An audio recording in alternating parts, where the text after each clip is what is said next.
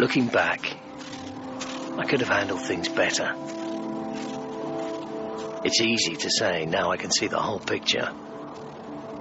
Before it was just pieces, fragments of information, like murals in a long-abandoned monastery deep in the desert. A frown, an eye, the palm of a hand. It's always been my job to guess what's missing, to fill in the gaps, to make sense of it all.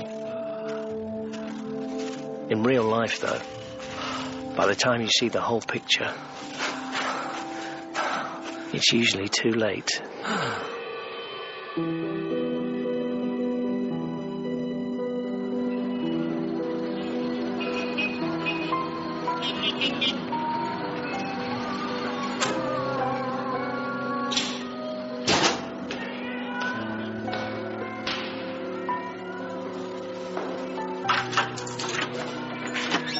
Hola?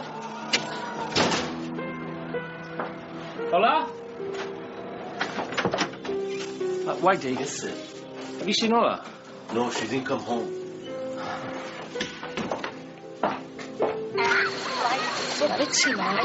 Hi, girls.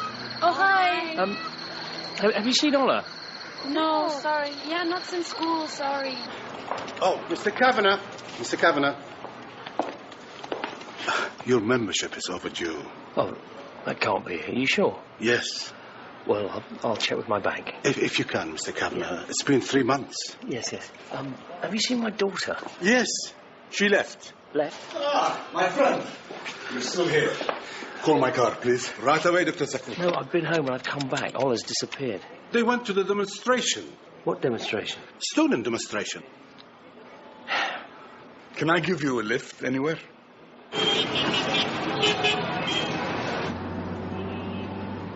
Times have changed, my friend, since I first came here. A penniless refugee. Times have changed. Yes, indeed, Doctor. So many good friends in prison. So many have gone abroad. What to do? I went to my bank manager to ask for a loan. He turned me down. He said, Dr. Zakut, you have to tighten your belt.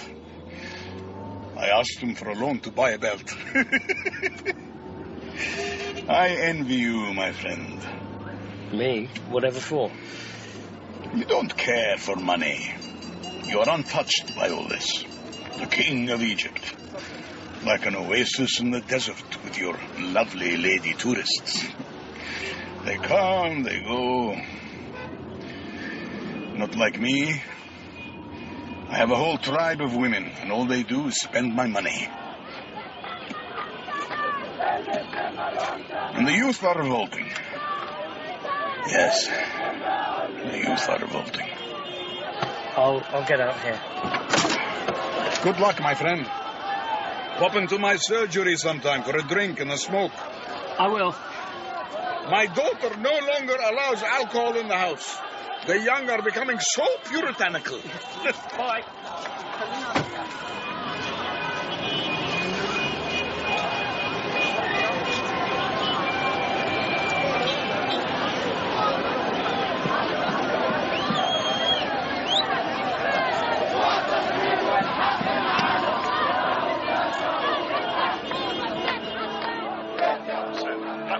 Demonstration, and then the Muslim Brotherhood at the last minute called another demonstration in protest about a judicial decision under which some supporters of former President Verats were acquitted, accused of attacking protesters.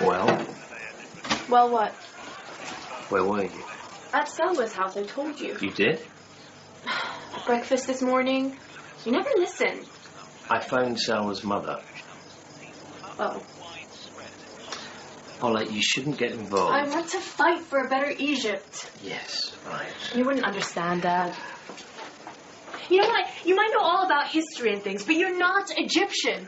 You don't understand what it's like to taste freedom after 40 years of tyranny. You're only 15. How? God, you're so annoying! The thing is that Egyptians are very impatient, so you can't really stand up and say to the Egyptian people, it's going to be...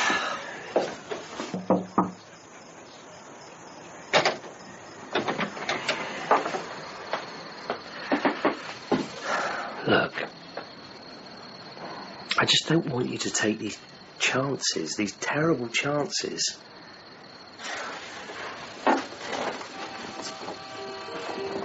You know, Dad, since the revolution, everyone seems so much more alive.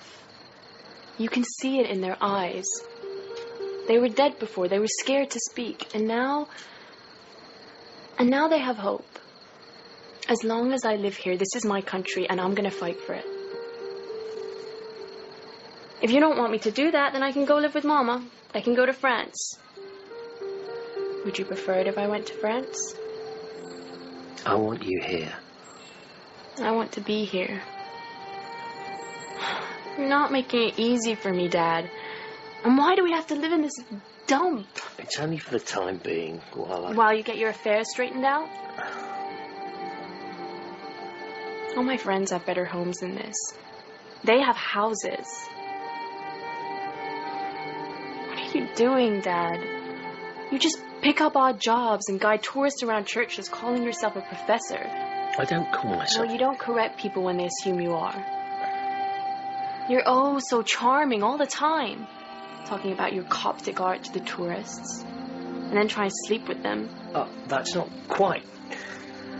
Isn't it? I think it's gross. And you're doing all that instead of writing your book. What happened to you, Dad? You never do anything. We never go anywhere. You just sit in the club all the time. We're always short of money. You deserve better than this. It's like you've given up on your dreams. Well, I haven't.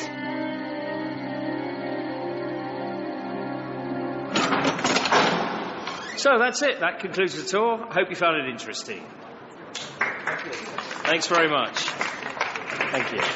Your bus will collect you outside. If you've enjoyed the tour, obviously I'm collecting donations for the restoration of the Coptic monasteries in the desert for the team there. So please do give whatever you feel. It's a very good cause.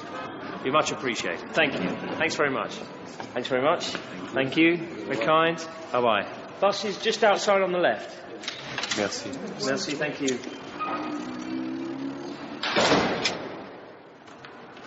40, 60, 55, 85. Professor? Yes. I really enjoyed your talk. Oh, thank you. I think your bus is about Oh, no, I'm not part of the tour. Just a hanger-on. Oh. I didn't have anything to do today, and I've already been to the pyramids twice, and I thought, you know what? It's Sunday, and everyone might be at work in this part of the world, but I'm going to go see the churches. Good for you. And then I saw you talking, so I just... Oh, let me... Oh, no, that's not No, necessary. No, please, let me. I don't want you to think I'm some sort of cheapskate. No, that's too much. For telling me so much I didn't know. Really, there is no... All right, reason. then. For the monasteries in the desert. In that case, very generous, thank you. I never knew there were Christians here in Egypt. Oh, yes. Copts are amongst the earliest converts to Christianity. May I? I just want to soak them all in. Of course, take your time, take your time. I'll just...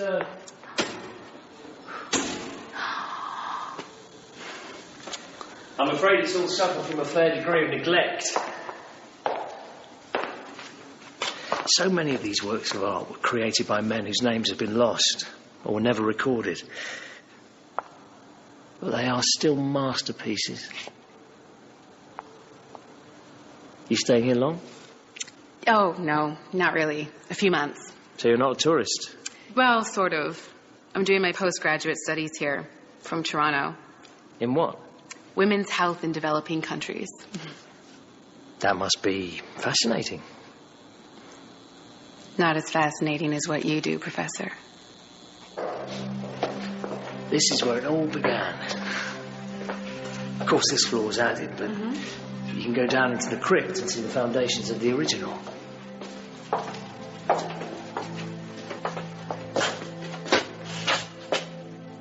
Just allow a moment for your eyes to adjust. Oh, yes. Yes. I can see faces. 24 elders of the apocalypse. The eyes. Some of them have been scratched out. Yes. Vandals. Probably in the 17th century. Stand here. Oh my God. It's like they're looking right through us. That's it. That's exactly it.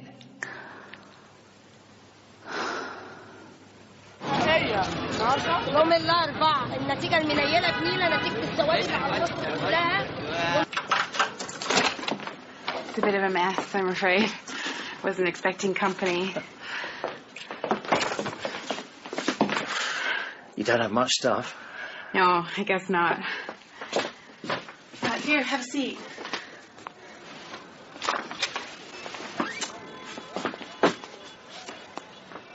Does anyone else live here? No, just me. You probably think it's a bit shocking that I've been here 3 months and I'm still living out of a suitcase. I need to get some stuff, make it more homey. I've just been so busy.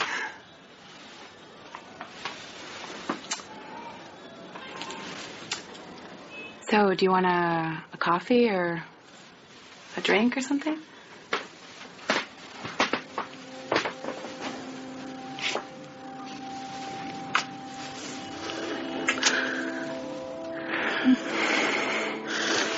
Wait. Just so you know, I never normally do this. Me neither.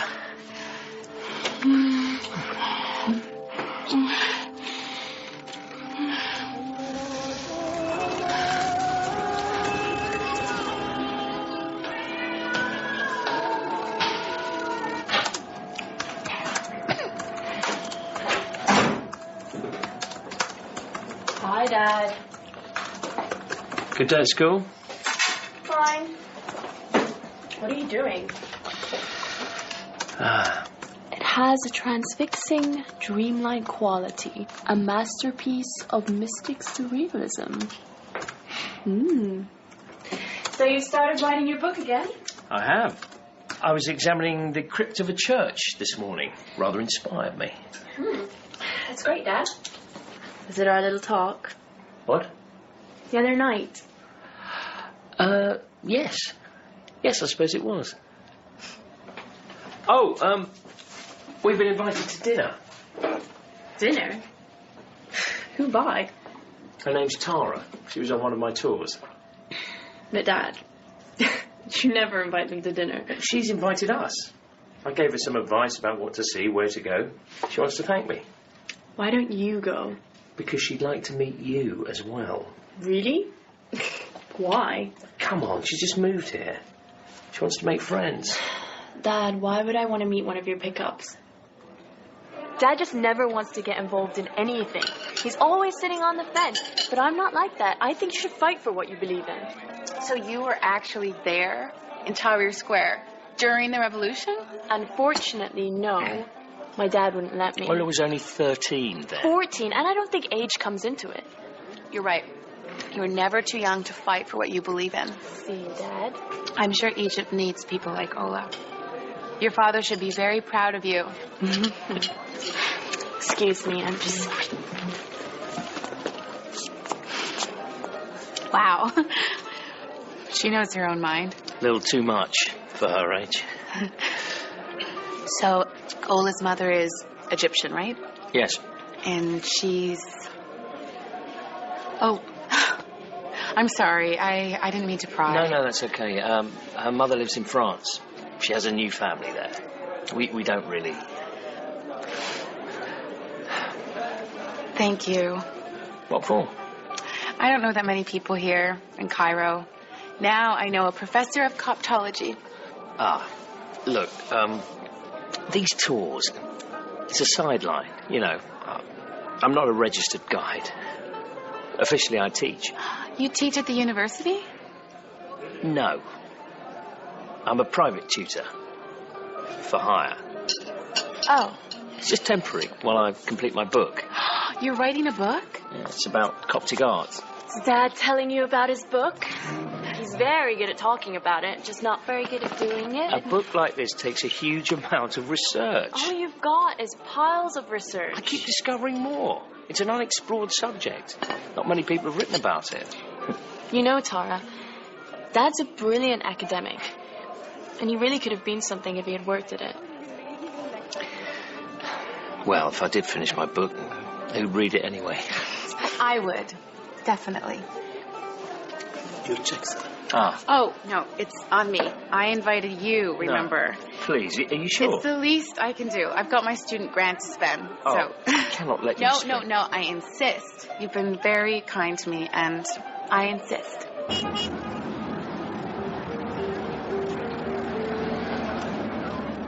What if she hadn't paid? Don't worry about that. Did you enjoy it? It was okay.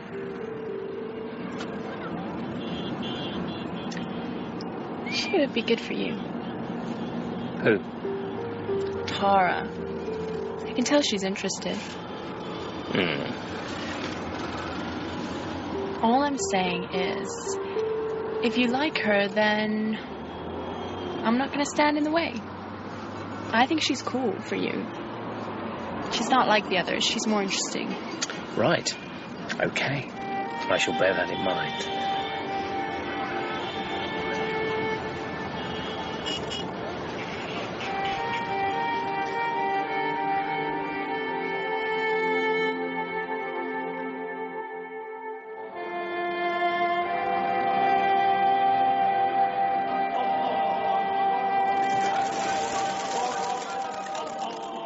The criminal could not know out of which door would come the lady.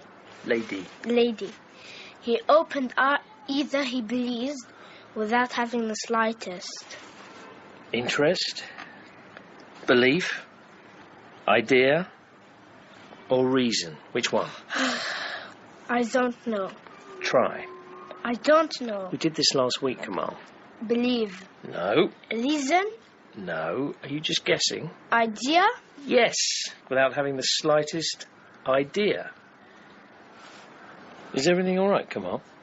Yes. You'd find this much easier if you completed the homework I gave you. It's too much. I can't do everything. My father wants me to do this, then that, the math club, the chess club. I want to just play football with my friends. I know this seems a lot right now, but it's important, and I'll help you through it. That's what I'm here for. And you've improved a lot. Sir, it's 11:30. Yeah. Well, that's enough for today. Khalas. I'll see you next week, Kamal. كمان حبيبي لازم تكاس 10 الكلاس الجاي. سلامة. Do you have my... Yes. Thank you. It's all there, Professor. For last week's as well? Yes. This way.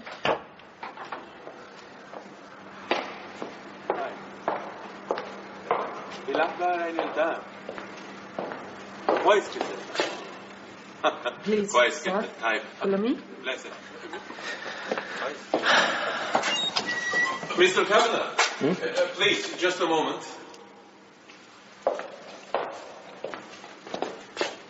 Yes? Come.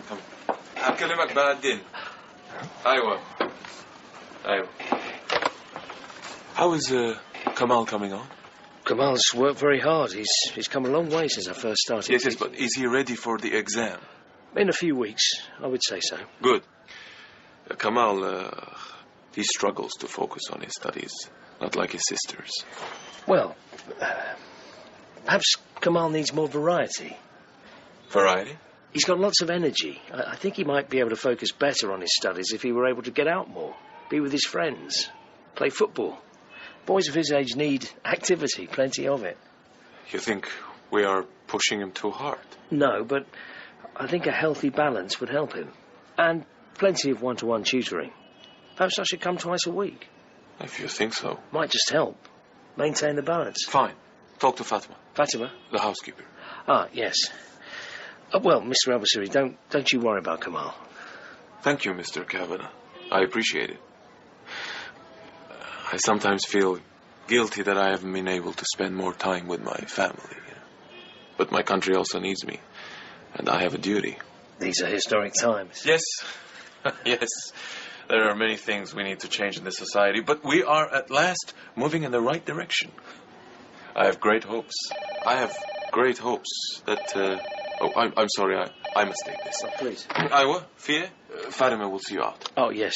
Well, Aywa. See you next week. Please, sir. Okay. This way? Hi. Thank you.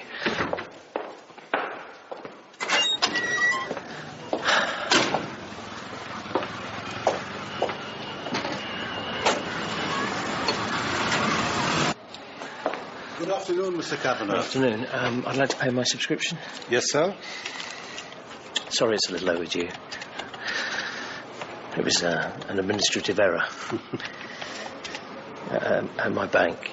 Ah, it's been paid. What do you mean? 6 months in advance. You must have forgotten, or your bank have... Yes. Yeah. Yes, of course. Shukran. Ma salama.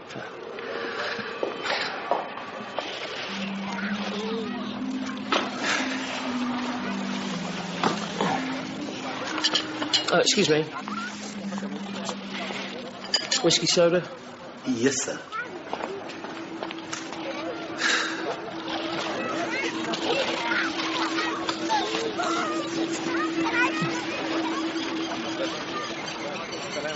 That's because women have no rights. And having a woman vice president is a smart move, but it doesn't change how women are treated in this country. Especially amongst the poor. There needs to be, I don't know, some kind of program to educate women, to teach them about... Exactly. Yes? I'm sorry, can we help you? No, go on. I'm finding it very interesting. Do we know you? You go to the British school, right? Well, that's not hard to guess. We're wearing our uniforms. Do you mind if I join you? Suit yourself. Thanks. So? Come on, Ola, let's go. You privileged girls, you take the benefits of the revolution, but you don't ever contribute. Privileged? No, I'm not. I've been on demonstrations. I've been hit by the police. I almost went to prison. You jerk. Let it be, Ola. Let's go. What an ass. Look, I didn't mean to be rude. All I'm saying is that everyone needs to play their part. This country is divided. We need to think as one. Why are you following us? I'm sorry. I made a mistake. I thought you were one of those people who... Yes? Look, it doesn't matter what I thought. I've seen you here every day after school. I just wanted to talk to you. What do you have? Satisfied now? You're not Egyptian, are you? I mean, I've seen your father. Have you been following me around? No. I live across the road from the school. I've seen you... I spent my whole life here. I am Egyptian. What is it to you anyway? Look, I have to go. Are you coming? Yeah. Can I buy you a coffee? I just had one. I mean, I'd like to talk to you. You are talking to me.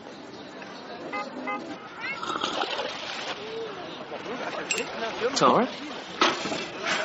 Duncan. Hello. Hello. Wow, how's the water? Fine. Lovely. I had no idea. What? You were a member of the club. Oh, yeah, I have a guest membership. Ah. Would you like to join me? I can't. I'm with someone. Oh. His name's Carl. Right. I've got to go. Right, well, it was nice to see you. Are you all right? You seem a bit... Duncan, something's happened. What? I got myself into a bit of a mess. A mess? Can I help? I don't think so. Well, what is it? We can't talk here. Can we meet at the church in an hour? Yeah, sure. Look, whatever it is, I'm sure we can sort it out. Thanks.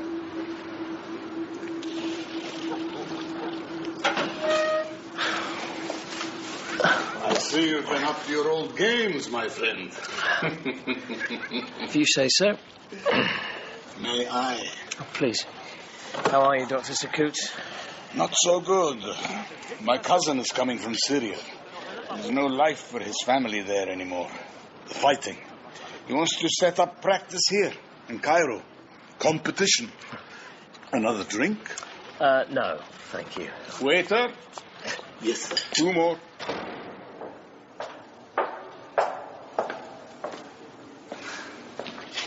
What's happened?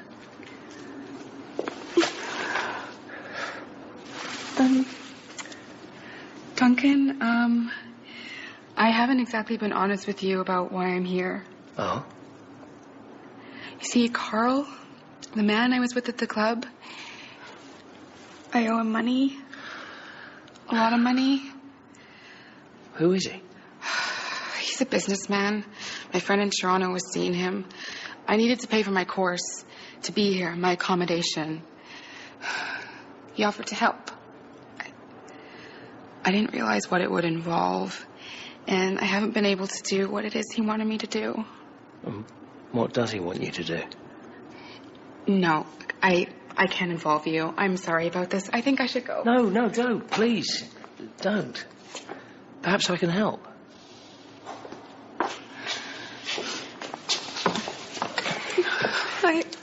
I'm so lonely. Just tell me what it is he wants you to do. Well, you see, Carl is a businessman. He specializes in waste disposal. There are opportunities here for business, especially now. Everyone is trying to make allegiances, you understand? But there are so many restrictions. You need people of influence on your side in Egypt just to tender for the contracts. So, what does that have to do with you? He expected me to make contacts with people of influence. You see, my father was Lebanese and spent some time in Egypt. I told Carl I was well connected here, but I'm not. And I tried to make contacts, but I couldn't. And now he wants his money back, and I'll have to go back to Toronto. He just wants a few business contacts. And then he'll leave you alone. Yeah, and not just business contacts, but men of influence. Like your friend, Mr. Al-Baziri. Al-Baziri? You teach his son, don't you? You go to his house? Well, Carl told me. I see. Mr. Al-Baziri is a very hard man to see, especially now the political situation is so tense. What do you want me to do? Just to deliver this to him, personally, when you go to his house. Well, I really don't know. He wants to open a dialogue with Al-Baziri, that's all. A dialogue? I don't pretend to understand any of it. I think he just wants Mr. Al-Baziri to know that there are friends who can help him with money, resources, anything he needs. In return, my friend just wants a fair chance to tender for business. That's all.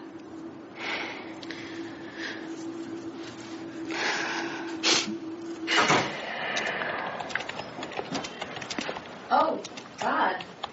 Aren't you supposed to be doing a tour? It was postponed. We didn't get enough people. Actually, we didn't get any people. Oh. Listen, I've got some friends coming over.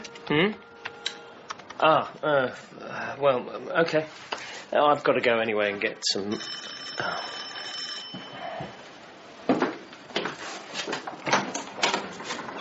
Yes? Mr. Kavanagh? Yes? What is it? I'm Amr. Yes? Dad, this is my friend, Amr. Meet my dad. Dad, Amr. How do you do, sir? Come in, Amr. We don't stand on ceremony here. So, what, you're at school with Ola? No, Amr's at the university. Excuse the mess. It's all Dad's research. Here. Have a seat. What are you studying? Economics? Amr runs the Student Voice. I see.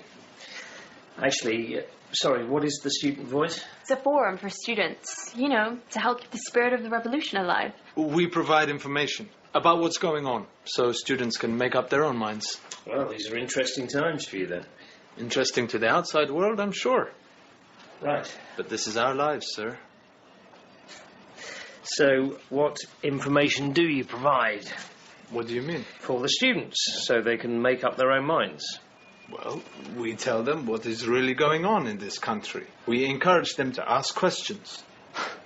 Look, what has changed in Egypt? Sure, we have a Muslim Brotherhood president, but he needs the army and he needs the Americans. If he doesn't do what they want, he'll fail. Prices will go up, people will starve. The army, they don't care. They have resources, they can wait. And the Muslim Brotherhood is prepared to sacrifice all of their principles to cling to power. The revolution has been hijacked. Exactly. Well, there are some good people working behind the scenes. But what about al-Basiri? Al-Basiri is someone who could make a difference. He's respected, especially amongst the young. But he's spent way too much time in the West. Oh, that'll be Salwa. Look, Dad, don't let us keep you. I know you have lots of stuff to do. Well, nice to meet you, Hamid. And you, sir? If you want my opinion, always obey a pretty woman. Deliver the letter, and khalas, it's finished. She stays. You sleep with her. There is no choice to be made. عايزة ايه؟ دكتور المريض ينتظر. طيب اديني 5 دقايق. أيوة دكتور. Oh, you have patients waiting, Dr. Zakut. I should go. No, my friend. Have another whiskey. There's something I need to ask you. You and I, we are the same. Oh, yes? How's that?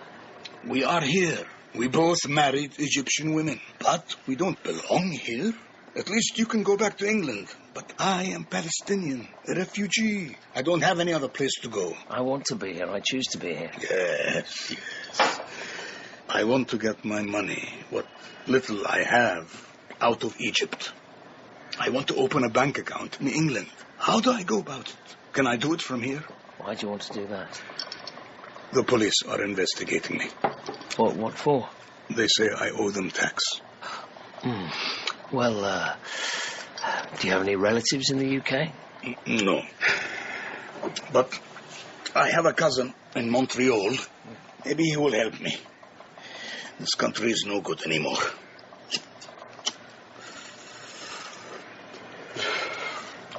Do you know, my son-in-law has joined the Salafists. It's had a terrible effect on my wife and daughter. They cover themselves now.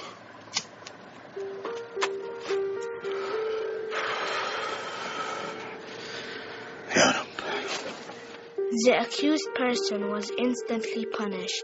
There was no escape from the judgment of the king's arena. Shall I carry on, sir? What? No, that's enough for today, Kamal. Your reading's improved. I can see you've been working hard. Well done. It's 11:30, sir. Ah, right. Well, Kamal. Thank you, sir. For what? I know you spoke to my father. I'm very good at football. I'll see you in a few days. Sir, follow me.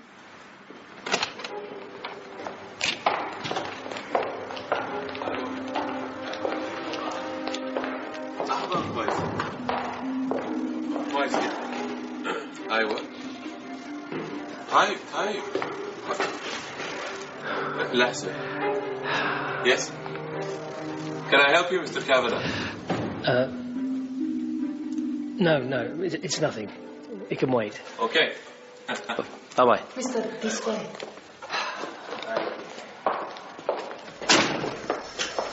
Assalamu alaikum. Wa alaikum salam. Wait here. مع السلامة. شكرا.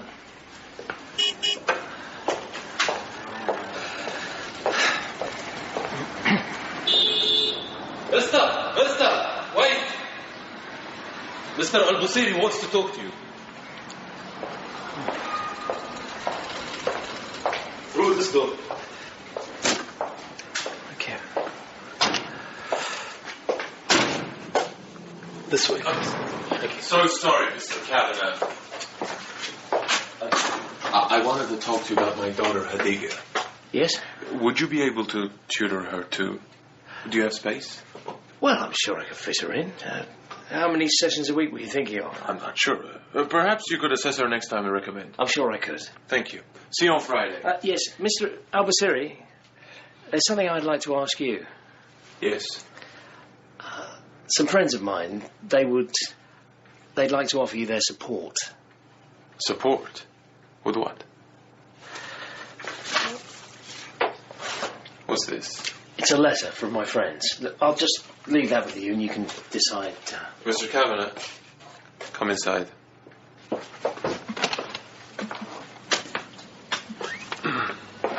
Close the door.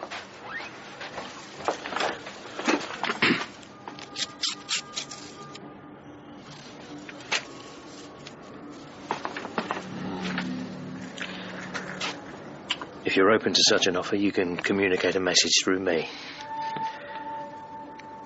You just tell me and I can bring the answer. How well do you know these friends? Well... Let me give you some advice, Mr. Kavanagh. You should not associate with such people. They are not your friends. فاطمة شنو؟ وسهلا للباب. مش عايز أشوف تعال. Oh.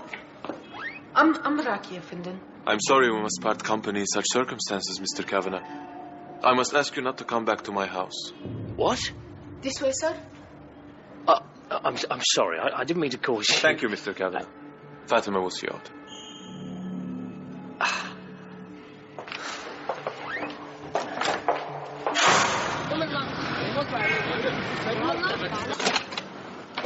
Duncan. Come in. So did you give him the letter? Yes. And did he read it? Yes, he read it. And? Yes. He said yes. He wants to open a dialogue. Through me. Oh, thank you. Thank you. Thank you. Thank you. Thank you.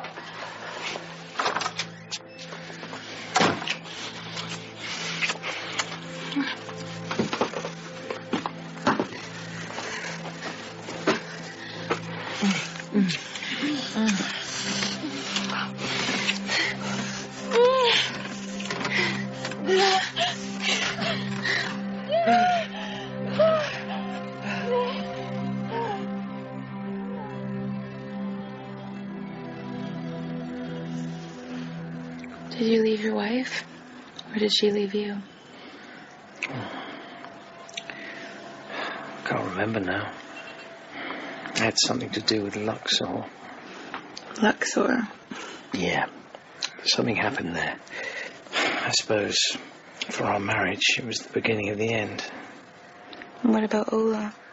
Why is she with you and not with her mother? Her mother went to France to be in a film. She never came back. And why didn't you pursue your academic career? Why are you asking me all these questions? Because you're interesting. I think you're a decent, kind, honest man. And I like you.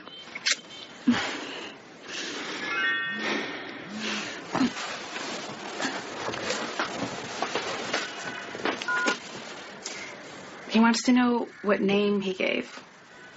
Who? Carl. He wants to know what? What name Al-Baziri gave you when he read the letter. He read the letter, right? In front of you? Yes, yes. So, what name did he give you? Well, Carl needs a name before he can hand over the money. Well, perhaps I can tell him when I see him. He wants me to text it to him now. What's the matter, Duncan? Tell him Dr. Zakut. Zakut? Dr. Mohammed Zakut. Done. I need to get back for Ola.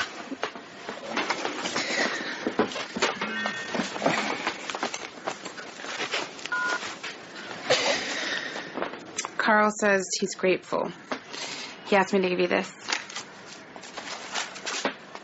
Bloody hell. It's business. It's what they do. Yeah. Hola! Dad, what are you doing here? We agreed to meet in the club later. Yeah, well, I was in the area. I thought I'd pick you up from school. Right. Are you doing anything? Now? Yeah, now. I was going to go meet my friends. I want to take you shopping. Shopping? You need a new computer, don't you? Yeah, but how are you going My publisher, they were so excited about my new chapters, they upped my advance. That's incredible.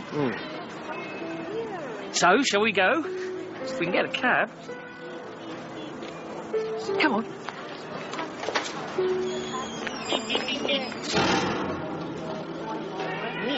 What about a printer? You have to buy your printer. I've got a printer already. You need it to finish your book. I know. When are you going to finish your book? Oh, I don't know, probably, well, if I really work hard, about 6 to 8 months, then I'm done. It's really just a question of... Oh. Professor Kavanagh. Yes? Police. Yes, how can I help you? You are close friends with Dr. Zakut? Yes. Well, I know him very well. What is it? He's dead. A car crash near Giza. Oh, my God. We need you to identify the body. His wife and daughter are too distressed at this time. Well, yes, of course. Of course.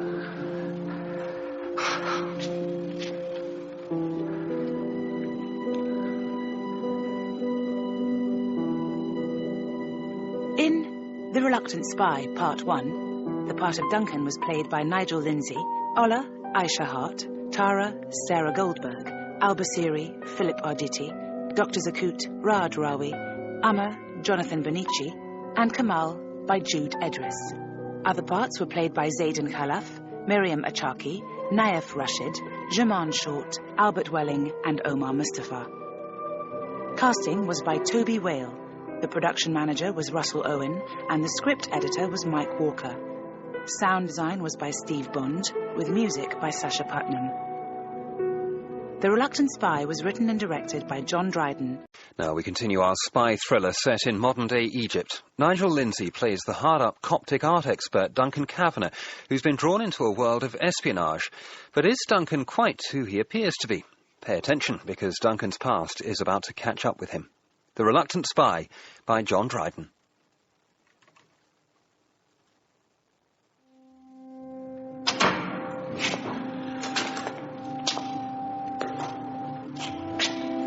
It was a bad crash. Please prepare yourself.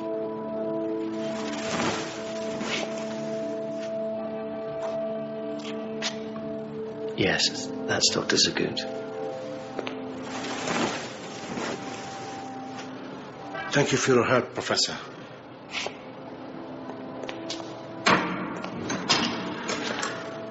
Was the other driver hurt? We haven't found the other driver. How well did you know Dr. Zakut? Well, we used to meet at the club, and he was my doctor. Did he drink alcohol? Yes. I mean, yes, he wasn't an alcoholic. Did he take laudanum? Laudanum? I wouldn't know. He never took it in front of me. When's the funeral? This afternoon. He will be buried before sunset, as is our custom.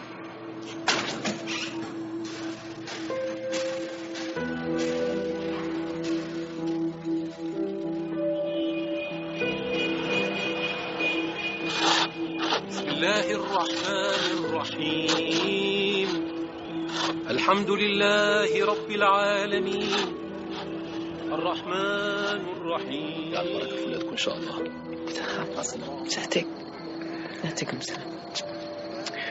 Mrs. Zakut, Duncan Kavanagh. I'm so sorry. Oh, you were a friend of my husband. Yes, we used to meet at the club. That place. My husband spent too much time there. Well, if there's anything I can do, Thank you for coming. Mr. Kavanagh, did my husband have any enemies there at the club? No. Everyone liked him so much. Why? The police say it could be an assassination. Really? Well, there are reports that my husband, he worked for Hamas. That he was raising money for Hamas. I didn't know that. Did you ever talk about Hamas, about Israel? No, never. Not to me. If these rumors were true, I would be extremely proud. I could live happy knowing that all the time we were married, he was fighting for something good. But it's not true. My husband was a selfish man who didn't believe in anything. I'm sorry for your loss, Mrs. Zakut. As I said, if there's anything I can do. Thank you for coming. Shukran. Salam. Alaikum salam.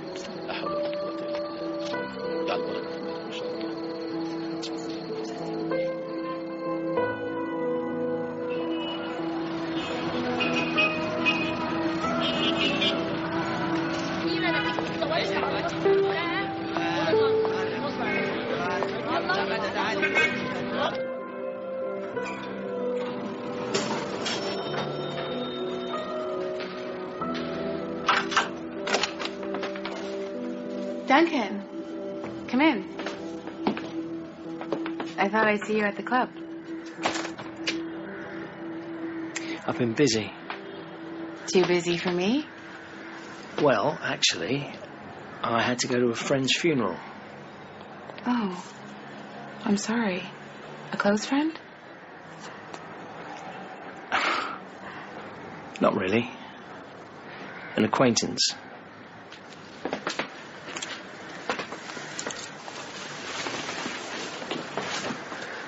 Have you missed me? Yes.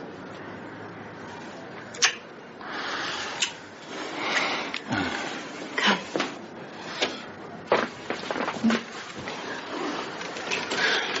Well, I suppose you've been busy with all your lessons. Have you seen our friend, Mr. Al-Basiri? Oh, yes. What's it like mixing with such important people? Well, I hardly mix with him. No, but you go to his house. I mean, wow. What's it like? I'm just a teacher. Have you been in his office? Is there lots of security? Mr. Al-Basiri's looking forward to receiving the help your friend has offered. He is he? Well, how can we get it to him? Through me. He wants everything channeled through me. I'll tell Carl. Perhaps I could tell Carl. I'd like to meet him. Okay. I'll organize it sometime. When? Sometime. How did you get so good at this? At what? It's like you've done it all before. What are you talking about? Nothing. Nothing.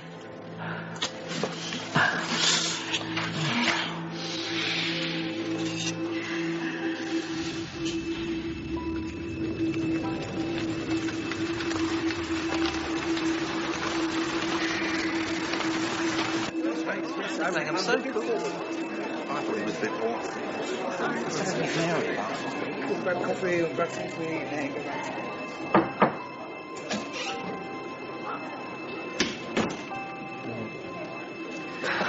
Well, Duncan, I've been reading through the latest draft of your doctorate. Very interesting analysis. I think you've opened up a completely new area of research. Thank you. Yeah, I don't think I've come across anyone who's written about the art of the Coptic world in such depth. Oh, well, thanks. It's been, as you know, a long process. Yeah. But I feel there's, something missing. Missing? Yeah, what it's like to be standing in front of these works. The sheer physical presence of, say, the 24 Elders of the Apocalypse. What does it mean to be standing in front of a work hidden in the shadows for 7 centuries?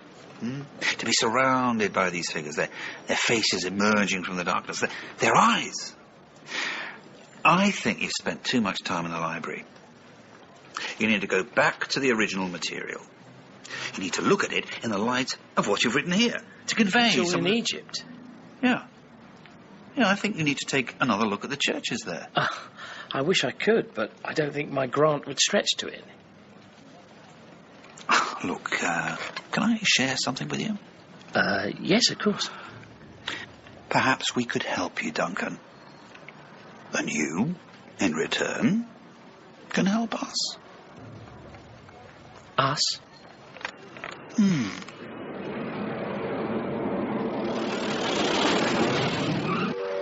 Oh, hello, Mrs. Darwish? Yeah? It's Duncan Kavanagh. Do you remember me? Last year when you came to London, I was sharing with Hamid. Yes, of course. Duncan, how are you? Oh, I'm fine. I'm fine. Actually, I've just arrived in Egypt. I'd love to catch up with Hamid, but I must have the wrong email for him because he hasn't replied. I'm sorry Hamid isn't here. He said he might come, but he's still in Luxor. What's he doing now? Some research. I don't know. Randa, my daughter. She would know. What does Hamid do, darling?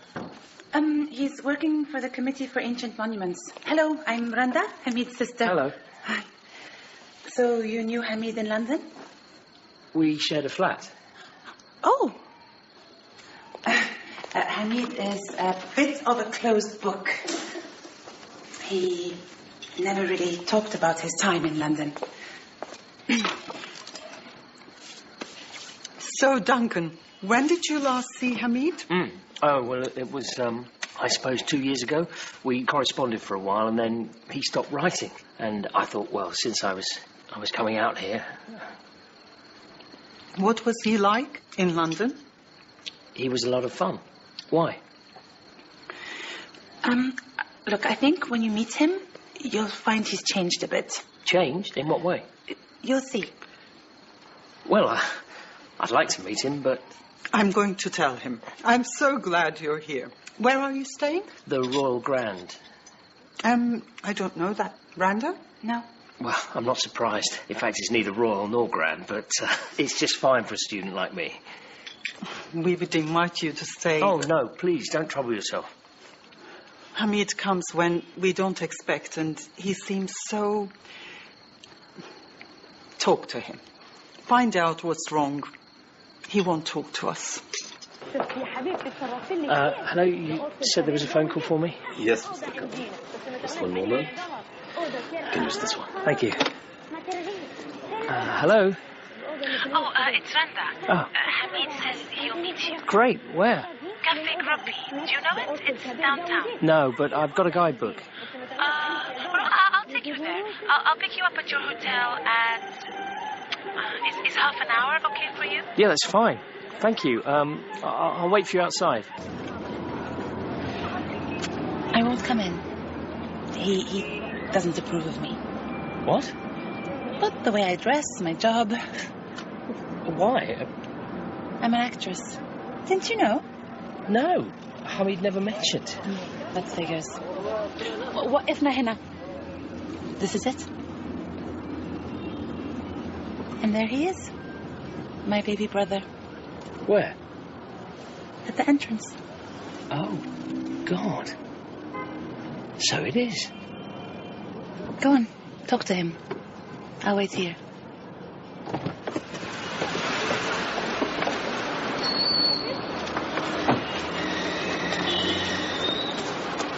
Hamid! Duncan. Oh, my friend, how are you? I'm fine, I'm good. Come. What would you like to drink? Coffee? 2 coffee. بس 2 قهوة. حاضر. سكر؟ لا بلاش. شكرا. Wow. I could see things have changed. Oh, the beard. Yeah. Well, it's still me underneath. To be honest, I have changed a bit since coming back. I've thought about things, and it's not like London here. There are so many problems that need to be addressed, and the government isn't solving any of them. People are going to university, and they're coming out with nothing. There are no jobs for them unless they are the sons and daughters of those in power. Sorry. I didn't mean to lecture. No, it's fine. It's great to see you. It's just, I feel so strongly about this. Many people, the best, are leaving for jobs abroad. I'm not prepared to do that. I'm Egyptian and I want to help my fellow Egyptians. That's great. Egypt needs people like you. Yes. Shukran. Oh, shukran. What about you? Oh, well, I'm still labouring on my doctorate. I'm going to do a bit more research here and then finish it and hopefully settle down to a boring life teaching at a university somewhere and write books about Coptic art. Good. Good. I'm so it's glad... great that... Look, this must seem really strange to you. The truth is my family are upset by all this. They don't understand. And it's not that I disapprove of Randa. She just feels uncomfortable around me. That's why she wouldn't come in, by the way. She's waiting outside, isn't she? You don't have to pretend you don't know for my benefit, Duncan. I know my sister. Anyway, it's definitely created a tension. Because the life I want to lead, well, it's not compatible with the life that she wants to lead. Hamid, all that time we shared a flat in London... They were awesome times. Yeah. You never mentioned you had a sister. Didn't I?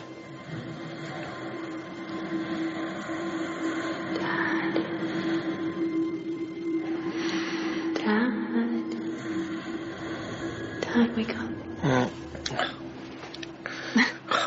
Ola, why aren't you at school?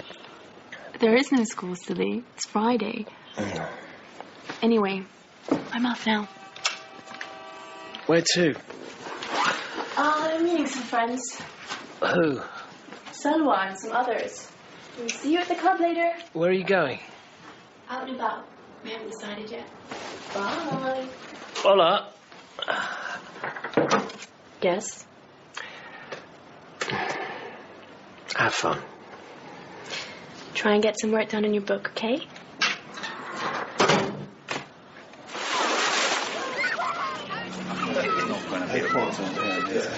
What we do is... Excuse me, I'm sorry. Are you Carl? Yes? I'm Duncan Kavanagh. Tara's friend. Oh, Duncan. Yes, of course.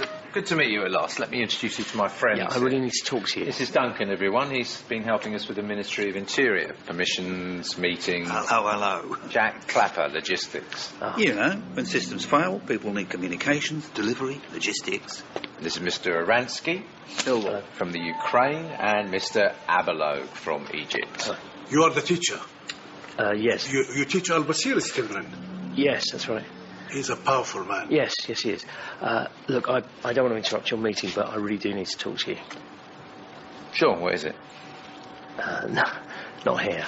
There's a church across the road. About 10 minutes. All right. Thank you. Sorry, carry on, please.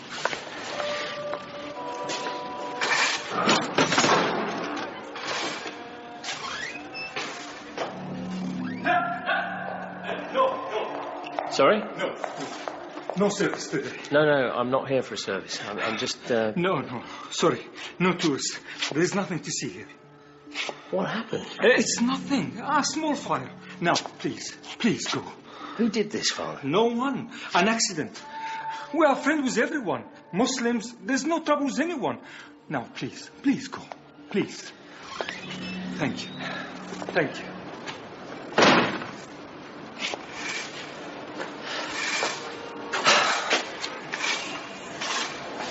They hate the Copts. They want to bury us. Who? Fanatics. They're spreading in Egypt. They want to bury our history. They want us gone.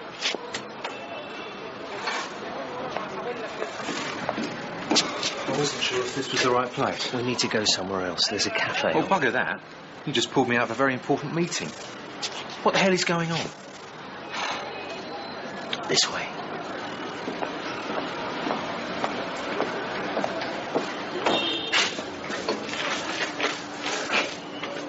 There are spies in the club. Spies? I've been here long enough to know. We can talk here. Well, what do you want to talk about? Mr. Albasiri. He's very displeased with you. What are you talking about? The doctor. Sorry, what doctor? He's dead. For God's sake, I gave you his name and he was killed in a car crash. He was a friend. I'm sorry, that's terrible. Well, why are you telling me this? You asked for a name. I did? You gave me a letter to pass on to Mr. Albasiri. You wanted a name from him in return for payment. I conveyed a name, Dr. Mohammed Zakut. Dr. Zakut is now dead. Mr. Kavanagh, I'm a businessman. I understood with your inside knowledge that you were prepared to help us arrange a meeting with the Ministry of Interior. I don't know anything about a letter. I'm sorry for your loss, but I'm afraid you're mistaken. Excuse me. What?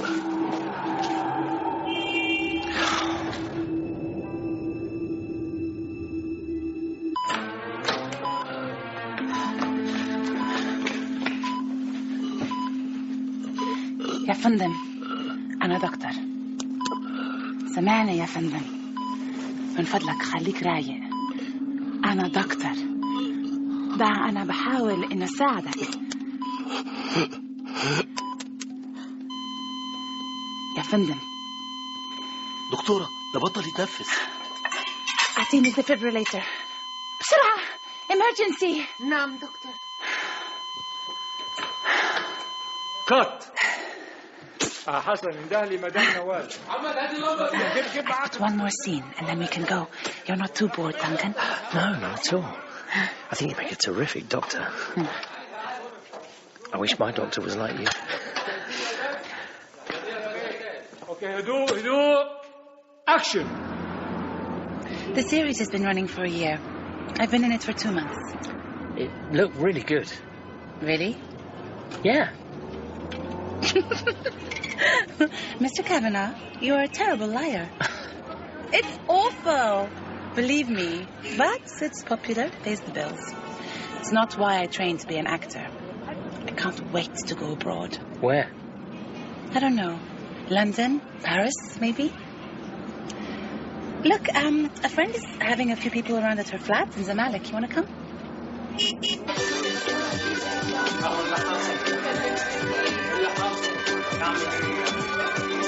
This is no place to be a serious actor.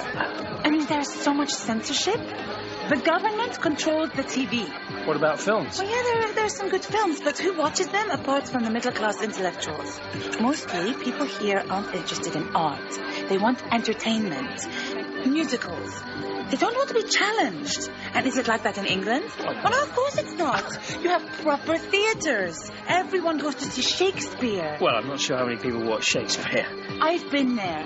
People read books on the underground. Here, I've never seen anyone reading anything other than a textbook, a newspaper, or the Quran.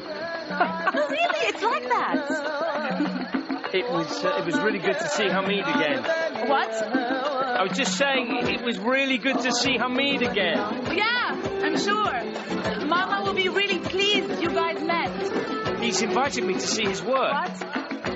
I was saying... Why don't we dance? Sure. I love dancing. Okay.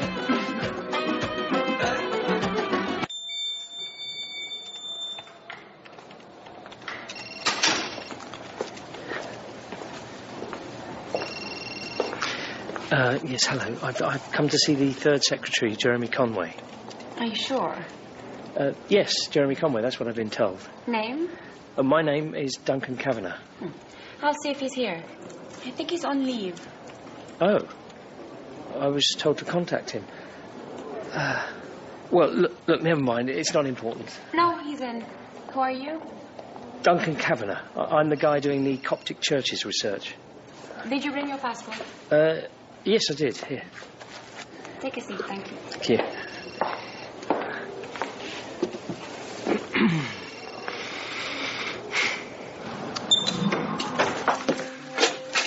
Have a seat, Mr. Kavanagh.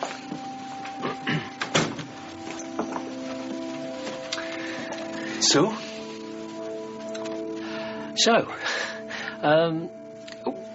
Well, I've met my friend. I've met him a couple of times now. You know Hamid Darwish? I shared a flat with him in London when we were students. Yes. Get on with it. Oh, right. OK, well, he seems pretty much the way he was. Yes, he seems to have become more political, more religious, but I don't know. Religious? Yes. Look, I don't feel all that comfortable about this. Who does he associate with? Sorry? Who have you seen him with? Have you seen him with any of these people? No. You sure? Look at their faces. We've only met one-to-one. So, what do you want me to do now? Who's this? That's his sister, Randa. Are you sleeping with her?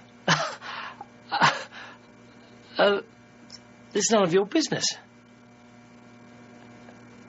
No, I'm not, actually. You've been spending a lot of time with her.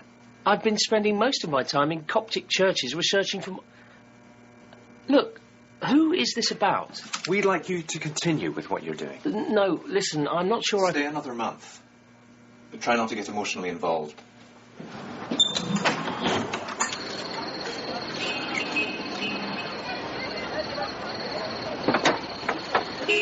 Come. Last week, the police attacked the mosque here. Can you believe it? They attacked the mosque. They said in the paper they had busted a gang of armed extremists, but of course, it was a lie. How can you be sure? Because I was there. We were having a prayer meeting, and they smoked us out with tear gas. Come this way.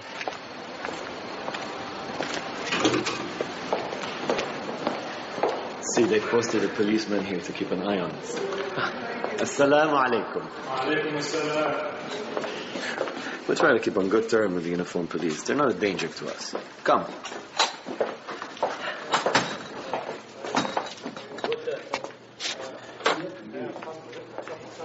This is what happens in here. Charity food distribution. Assalamu alaikum, khoya. Hamid. Adult education. A clinic for those who cannot afford. We serve the poor here, something the government has failed to do. The government is only interested in serving the West. We are just one, but there are many centers like this, funded by donation and served by ordinary people like these. Do they look like terrorists to you, Duncan? No, they don't. Come through here.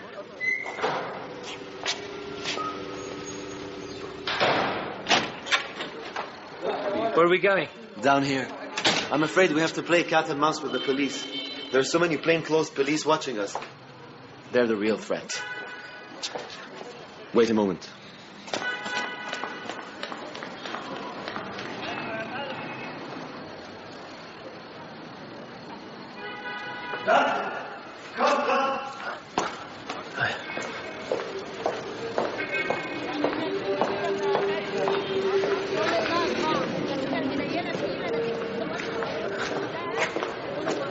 Duncan, this is the accountant. Salam alaikum. Welcome, Duncan. You are an expert on Coptic art, I understand. Hardly. I'm here to finish my studies. Wonderful. I think the study of different religions and cultures is a noble and important task. Please, sit. Shukran. You seem surprised. Oh, no, it's just that I didn't expect... Me to be clean-shaven? Well, yes. A necessary disguise, I'm afraid. They're out to get me. They are everywhere. Mubarak spies. Even this man drinking coffee over there. See how he glances this way? But don't worry. He doesn't know who we are. But why? Why are they out to get you? They are frightened of us. Why? I like you, Duncan. You are innocent of all this. It's all new to you. You see everything with clear eyes. They are afraid of us because we speak truth. They don't want the people to hear our message. That is why last week they came here and broke the door of our mosque, why they beat and arrested some of the brothers and shot poison gases into the house of God. But we have other mosques. We have only just begun, and if the government prevents us from doing our duty by our words, we will use our hands. Inshallah. Inshallah.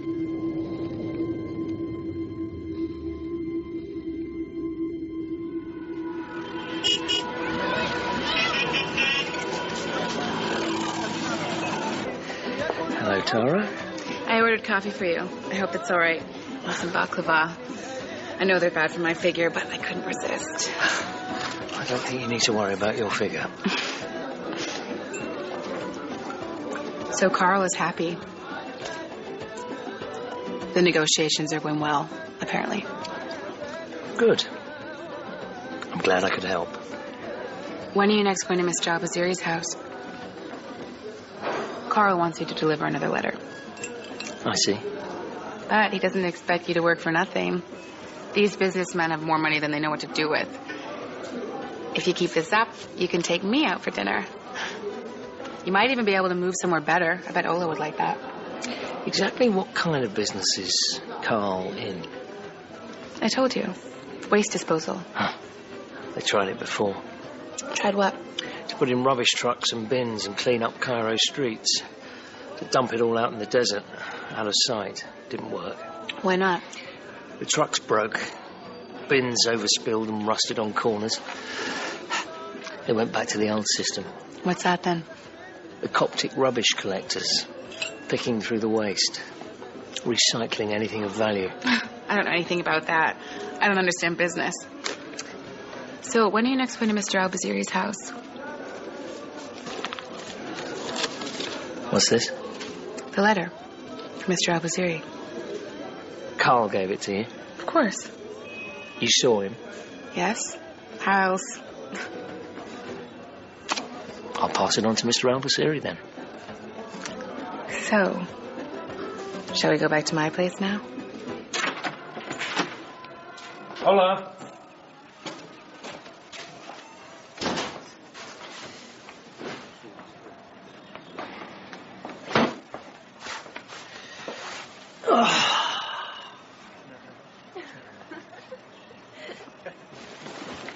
Hola? Are you here?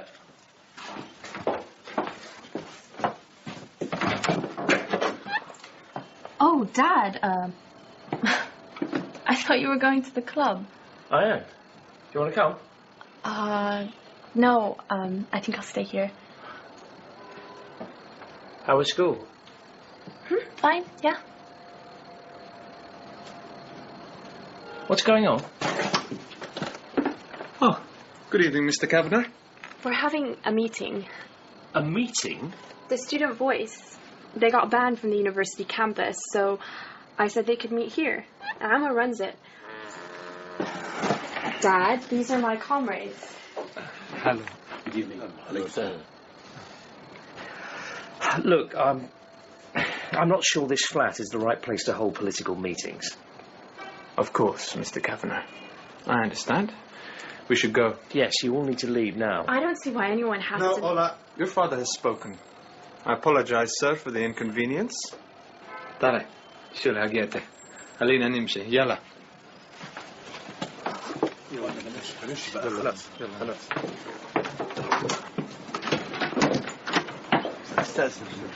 Sorry about that. Good night. Yes, good night. Good night, Ola. Bye. Good night, sir.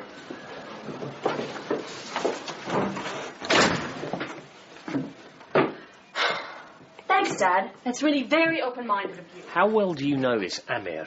Well, Amir's a genius. You should hear him speak, and then you wouldn't judge him. Look, I don't think you should be mixed up in this. Mixed up in what? This student politics. Why not? Because they are university students and you're a 15-year-old schoolgirl. Oh, God, Dad. We're not in a police state. We are in a police state. Not anymore, it isn't. At least if we can do something about it. No, Ola, you cannot do this. I promised myself years ago that I would never let you... Dad, I'm not you and you're not me. I want to make my own decisions. I don't want to be sitting on the fence for the rest of my life like you.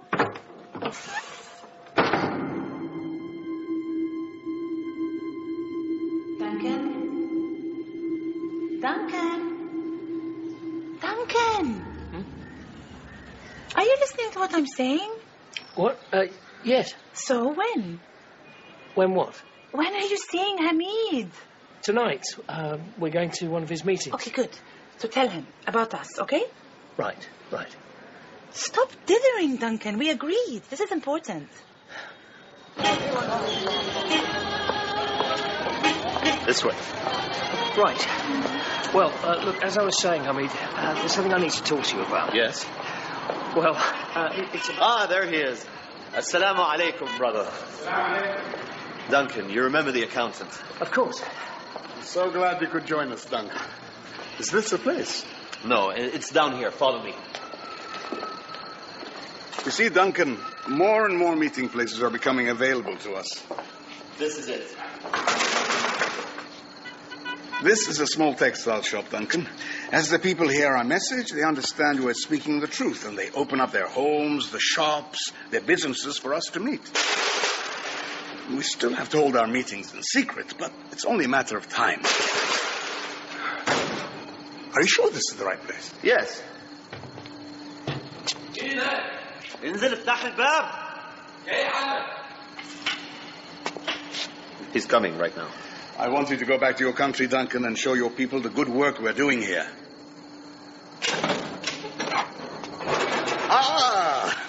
Assalamu alaikum. Alaikum salam, teacher. Come, Duncan.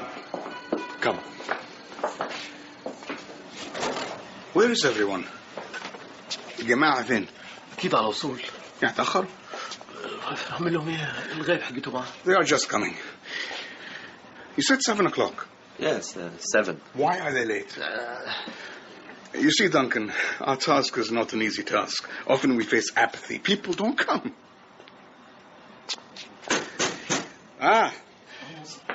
افتح الباب.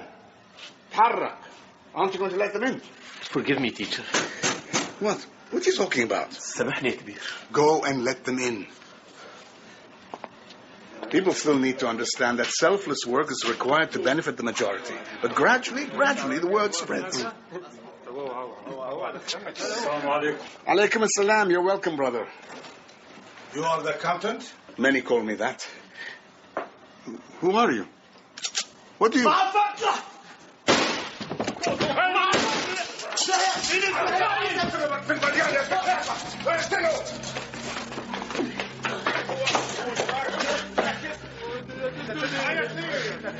Come quickly this way. Wait. Who are they? I don't know. Secret police. I don't know. They're coming for us. They're coming. You would go out the back.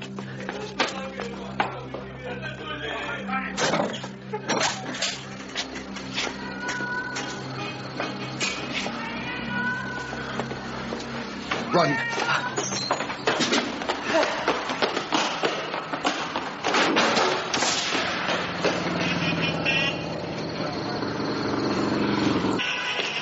Slow down, we're safe here.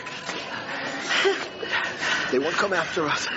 Not in the streets where their faces might be seen. These people, they're cowards.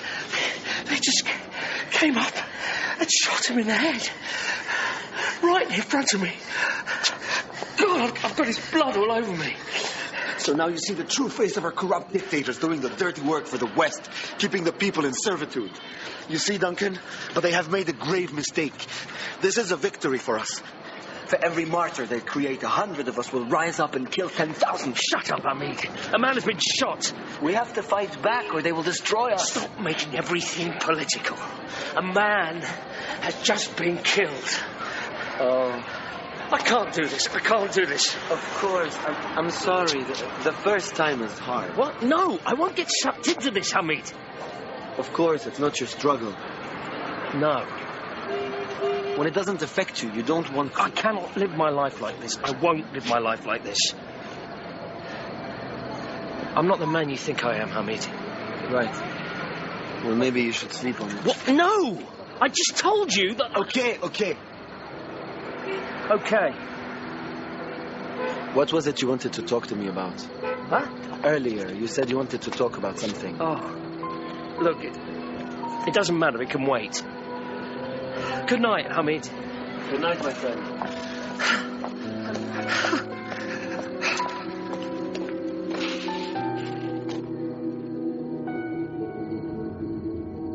وهذه الكتب عندي لو سمحت. شكرا. مع السلامة.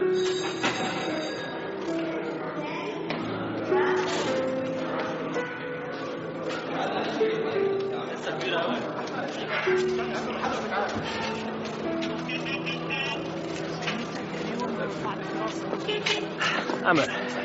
Hello, Mr. Kavanagh. We need to talk. Okay, look, if this is about Ola... No, I'm not... actually, it's not. Can I buy you a coffee? Sure.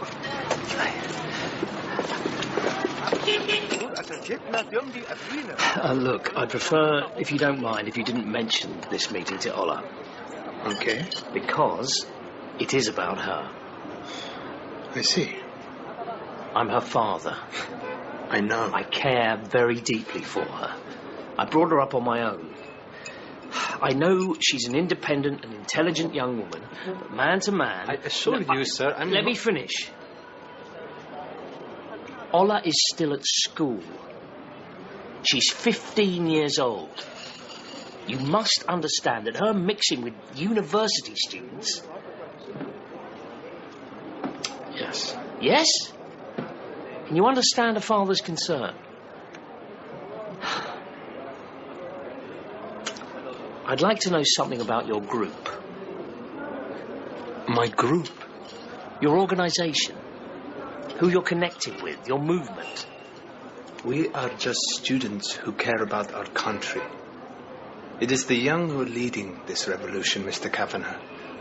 As you said, Ola is a very independent and intelligent young woman.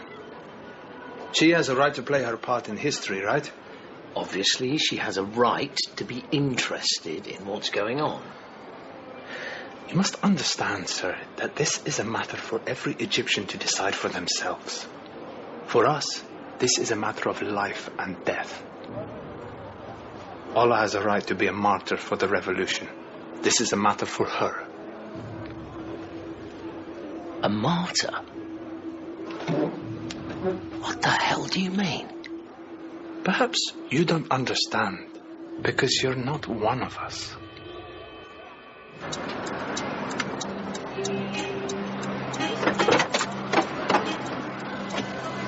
Hi, Dad. How was school? Same old thing. 3 classes of political sciences and no one talks about politics. It's ridiculous. It's so sanitized. They treat us like idiots. Are you okay, Dad? Yeah. I mean, compared to what I've learned from Amr and his friends, this is just so... Are you sure you're okay, Dad? You look pale. Something happened? No, nothing. Why don't we go to the club? Yeah, okay. Oh, actually, no. I'm meeting Amr and the others. Just drop me off on the corner and I'll get a cab. I'll see you at the club later. Dad? I heard you. Just stop here. Since when have you been taking taxis on your own? Dad, I'm not a child. Anyway, I'll see you later.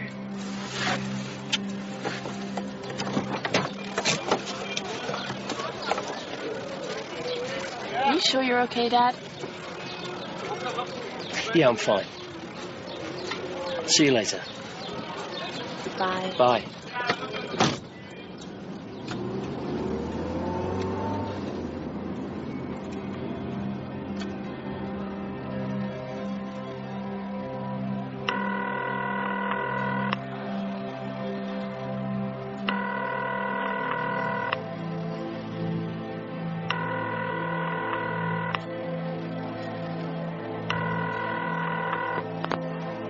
Hello? Tara. Where have you been, Duncan? I've been looking for you at the club. I've been working on my book. I was beginning to think you'd escaped the country. I have another name for you, from our friend. Yes? Amir Hussein. Say again? Amir Hussein. He's a student at Cairo University. Economics. The Student Voice. It's a political group.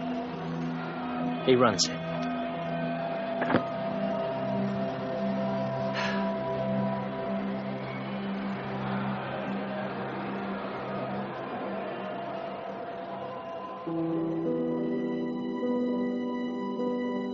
In The Reluctant Spy, Part 2, the part of Duncan was played by Nigel Lindsay, Hamid Karim Saleh, Randa Serene Saba, Amr Jonathan Bonici, the accountant Raad Rawi, Ola Aisha Hart, Tara Sarah Goldberg, Carl Rufus Wright, and Mrs. Darwish Baris Seliloglu. Other parts were played by Miriam Achaki, Zayden Khalaf, Jaman Short, Naif Rashid, Albert Welling, and Omar Mustafa. Casting was by Toby Whale.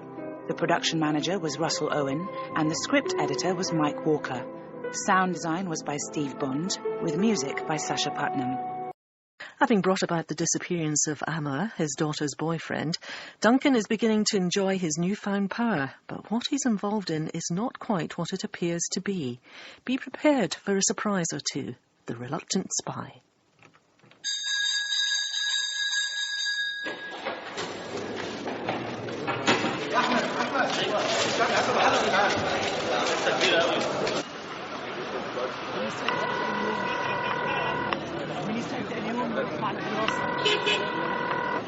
Salam alaikum. This is Amr. Leave a message. Amr, are you getting my messages? Where are you? I'm standing here waiting. Call me.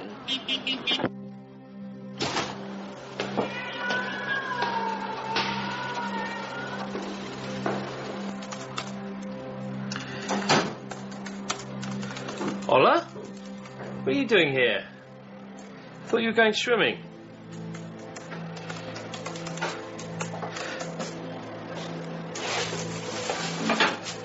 What's wrong? I can't find my swimsuit.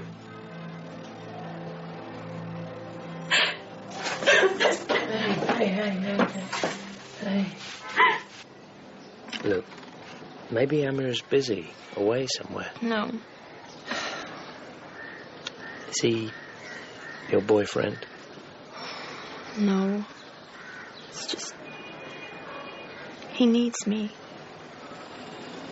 The first time in my life I felt important. That I meant something to someone. You mean something to me? Yeah, right, Dad. He didn't answer my calls. I called him 8 times. I sent him 5 text messages. Well, you know, if he can't be relied upon... I called his parents. You did? What did they say? They said he didn't come home last night. It happens to me every time. All my life. What does? People leave me. Is there something wrong with me? Is there something about me that makes people just want to run away? Look, it's not you. Things happen. People change. You think you know them, then they turn out to be completely different. Take Uncle Hamid, for instance. Oh, please, Dad. Stop right there. You've told me this 100 times. How Uncle Hamid changed from who you knew at college. Doesn't mean everyone's like him. It doesn't mean you can't trust anyone because of what happened between you two. Whatever it was.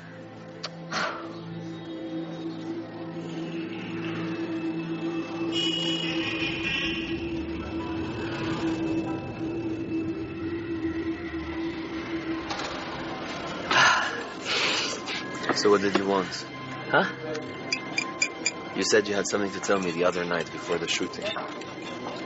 Yeah,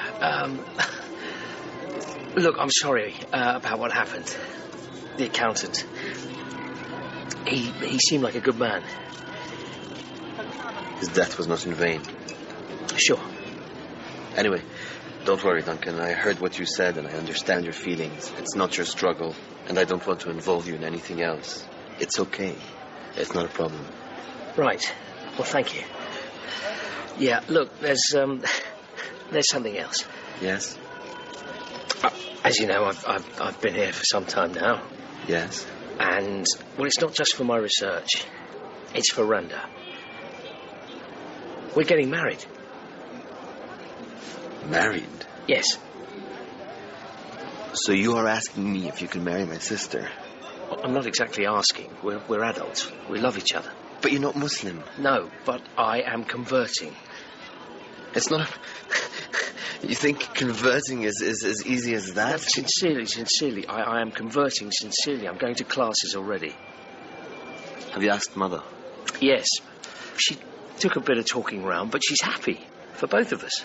We're going to Luxor next week. Luxor? To be tourists. You know, neither of us have ever been. We're looking forward to it. Just to get away from everything, take stock, plan our future. Look, I'm sorry. I should have told you before. I did try, I promise. Don't go to Luxor. What? What do you mean? Do not go to Luxor. Heed my warning and tell my mother and my sister not to go looking for me. Our ways have parted. What do you mean? Why? What are you doing? What are you doing, Hamid? Leave me alone now and go take care of Randa. You'll be a good husband, I know it. Goodbye. Yes, I saw him. He gave his blessing, and he's very happy for us.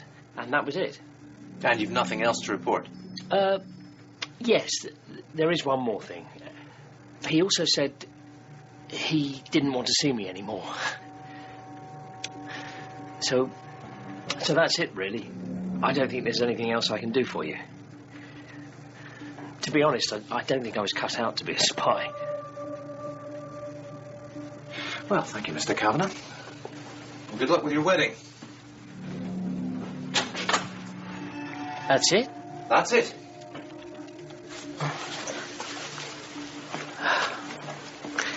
Goodbye.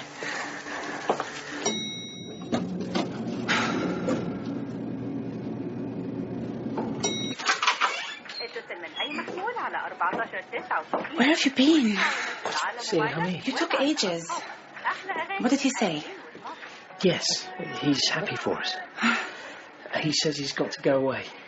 Oh, so he's not coming to the wedding? I mean, I didn't expect him to. But he's really pleased. You know what? I don't care. He can choose his life. I've got mine, and I'm very happy indeed.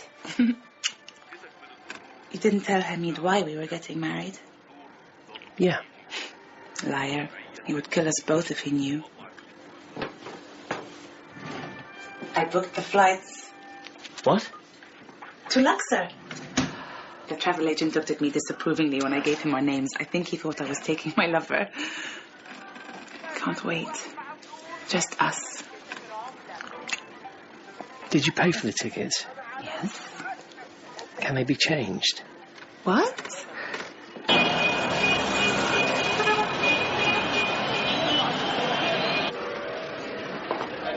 Just the two of you traveling today? Yes. Well, 3, actually. Congratulations. Will it be a boy or a girl? Boy. No. Actually, we don't know. Traveling to Paris? Yes, Paris. The flight is delayed. Delayed? For how long? Not long, inshallah. Why? There's been an incident in Luxor. All flights out of Cairo are grounded. Oh, we'll just have to... In Luxor?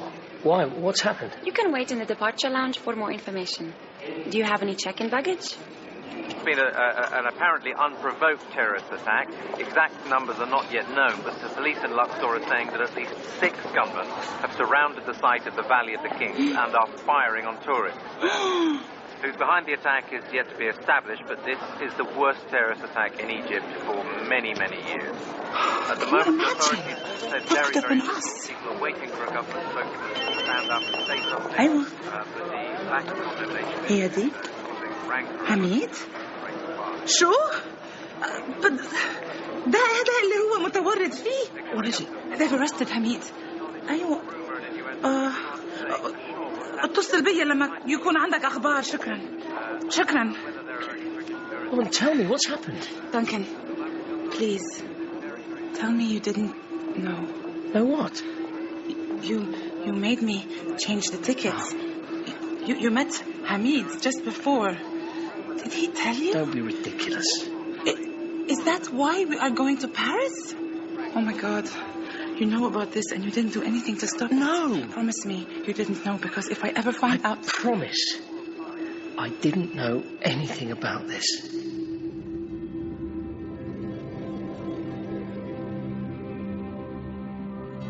Dad? Dad? Yeah? You're thinking about Mama again, aren't you? I know that look. You always have that look on your face when you think about her. No, I wasn't thinking about her, actually. I was thinking about airports, travel. And I think we should go to Europe. Europe? You're weird, Dad. No, seriously. You could see your mama in Paris and your grandmother in England. How can we afford it? I'll find the money. Look, you keep saying you're half Egyptian. What about your English side? It would be so interesting for you. You got 2 weeks holiday coming up. And what about Hamid? What about him? He left you waiting on the street. Suppose something's happened to him. Forget about Hamid. Trust me, you're better off without him. Anyway, think about it. Have a good day at school, darling. Yeah. What are you doing today? Nothing special. The usual. Okay.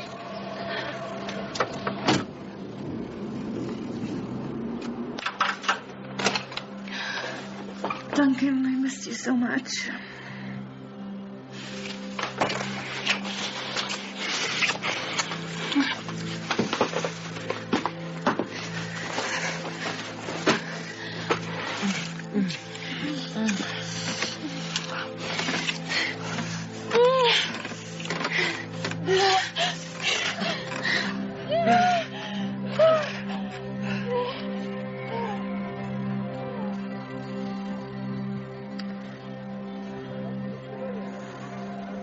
Have you seen Carl recently? Why? Oh, I just thought I could deliver another letter or something.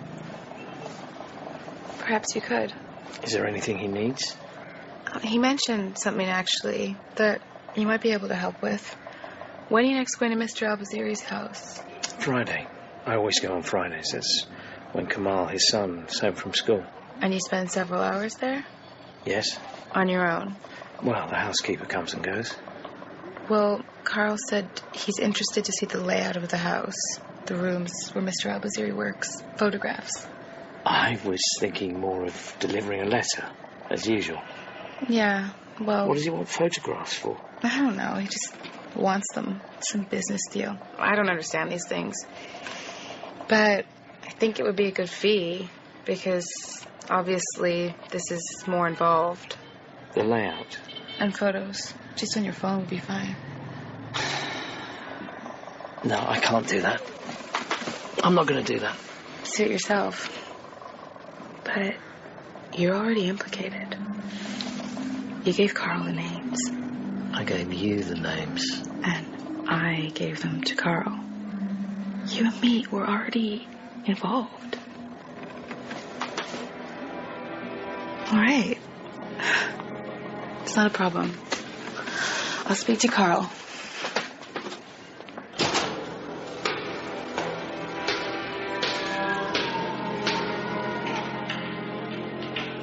Professor Kavanagh. Yes? Police. Yes? Can we go inside? Of course. Please.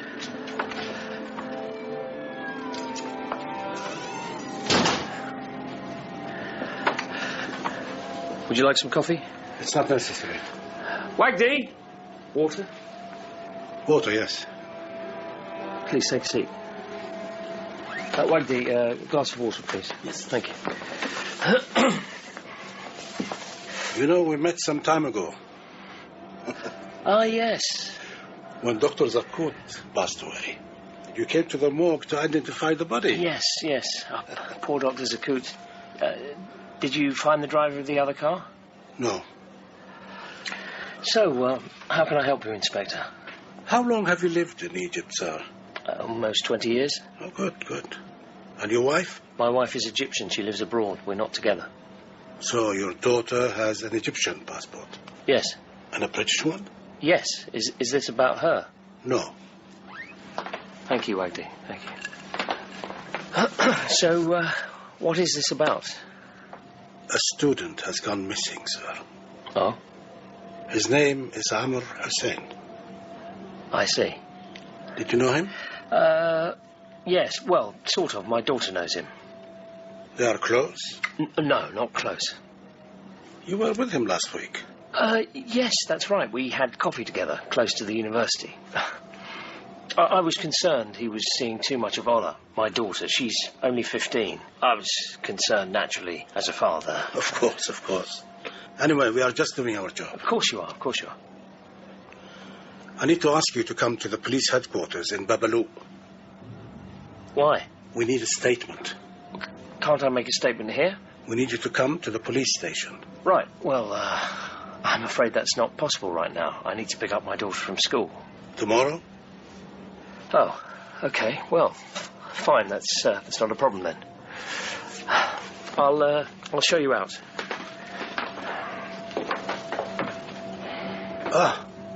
There is just one more thing. Yes? I need your passport. Why?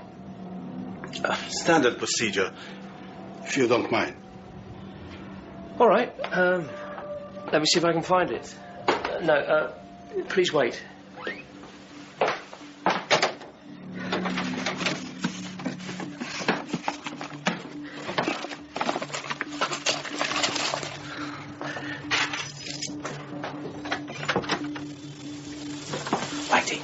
Yes, sir. Make some coffee for the policeman. If he asks, tell him I'll be back shortly. What's that?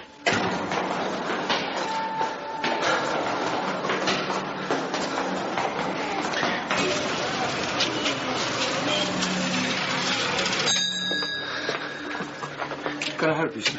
Yes, 2 tickets to London. One way. Come on. Hi, Dad. All right, I'm running a bit late. Wait for me by the school gates. I have a little surprise for you. Tara's already picked me up. What do you mean? We're at the club. Come and join us. Okay, stay there. Damn.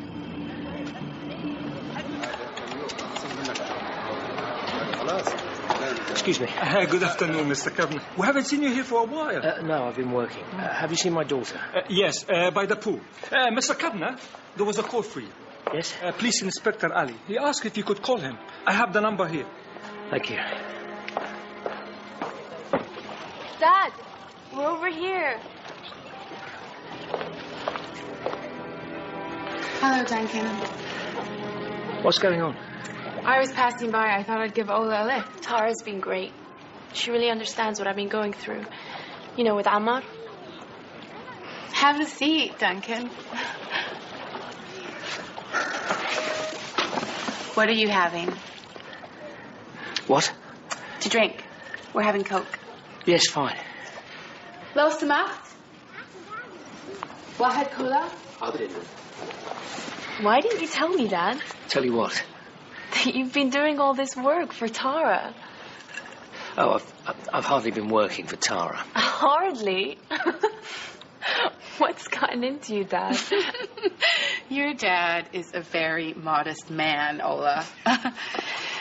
Anyway, Duncan, I saw our friend this afternoon, and he wants you to go ahead with the research, the plans for the church. He'd like you to go ahead with it. He accepts that it's more work, and he's prepared to offer you a bigger fee. Well, I thought I said I might not be available to do that. Dad, what are you talking about? You're always available. You said the tourists have fallen off now, and you don't have anything... Ola tells me you want to go on holiday to Europe. Yeah, it's impossible. I agree. It's impossible. What are you thinking, Duncan? How can you go on holiday while everyone is so worried about Ammar? Who knows what might have happened to him? Did you see his parents crying on TV? Please to God they find him. I'm so worried. Don't worry, Ola. There's hope. There's still hope. Do you think so? Yes, I do. Don't you, Duncan? Yeah. Sure. We gotta go. But your drink. We've gotta go. Come on. Okay. Ola, Stay positive. Thank you so much, Tara. I really appreciate your concern. Bye, Duncan. Bye. Why didn't you tell me you were seeing Tara? Did you think I'd be upset? She's lovely. Who are you calling? Oh, look, we can't go back to the flat. What? Why? Mrs. Zakut. It's Duncan Kavanagh. I was a friend of your husband. From the club. How are you? It's only for a couple of days. But why? What's happened? Tell me, Dad. I might be able to help. This is it. Is it about the rent? Yes. Oh, God, Dad. Again? You told me everything was okay. Maybe Tara can help. You need to keep away from that woman. She intends to harm us. What are you talking about? Ola, I've done something I regret. Dad, you're scaring me. Look, there are people who... I'm going to try to make things right. I have to undo what I've done. And then, once I've done it, we can go on holiday. We'll have enough money. We can go anywhere you want. I want you to take care of our passports. Keep them with you, okay? Okay. Don't put them in a drawer or anything. Keep them on you. Okay. You got it? Okay. Okay. Mrs. Zakut, thank you so much. Please, come in. This is my daughter, Ola.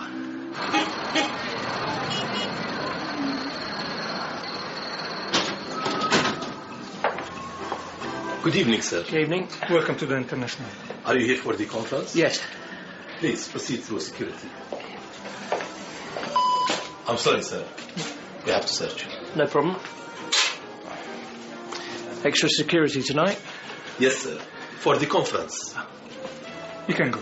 Sorry for the inconvenience. Has Mr. Al-Basiri spoken yet? He's speaking now. Great. You have an invitation? It's okay, I'm pressed. I'm sorry, sir. You can't go in there without invitation. But I need to hear Mr. Al-Basiri's speech. You can go to the press room. It's just over there. I'm sorry. Fragmented for too long. And this has allowed others to exploit us. Heal these divisions, and we will triumph, inshallah. And united, we will show the world our strength, economically, politically. A league of Arab states that work together. This is what we must fight for. Let's do this and make Jerusalem the capital of the Arab world.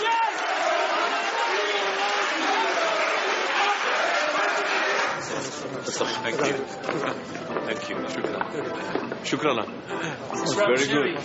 Great speech. Thank you. Yeah, Thank you. I don't know if you remember, I used to teach your son, Kamal. Such a talented boy. Yes. Thank you for coming. In fact, I was just wondering, there's a new course the British Council have just launched. I wondered if I could drop by your house. Yes. Because I do regret, that little oversight. Maybe we could resume. I think this would be perfect for Kamal. Yes. Talk to my assistant. Thank you. Yalla.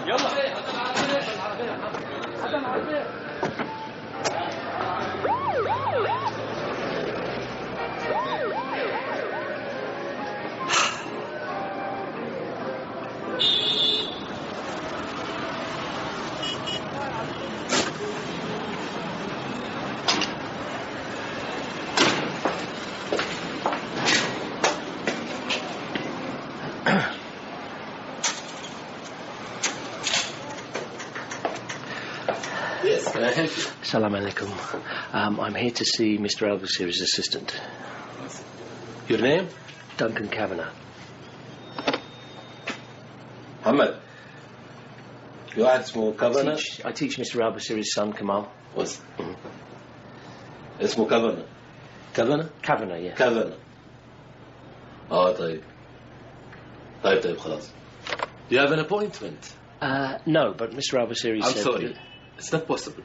But he did say to come It's and see... not possible. I'm sorry. Shukran. Thank you for your help. Assalam.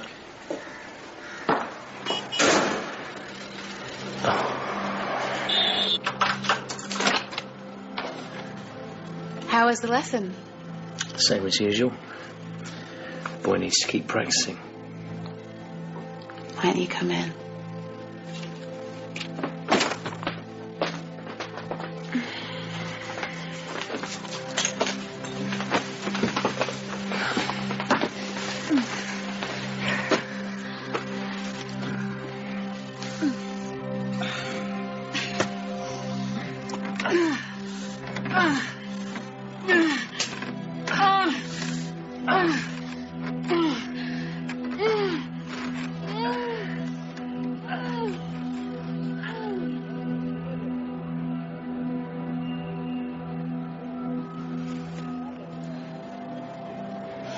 So do you have the plans?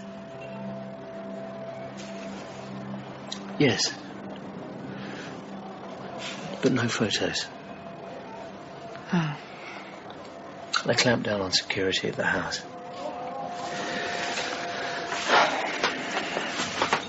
They took my phone. Is that a problem? Well, how detailed are the plans? Oh, they're detailed. Can I see them? That depends. Do you have something for me? No, I have to see Carl. Oh, well then, fine. You see Carl, and Carl can see the plans. Oh, no, don't put it in your mouth. Give it back to me. Please give it back to me.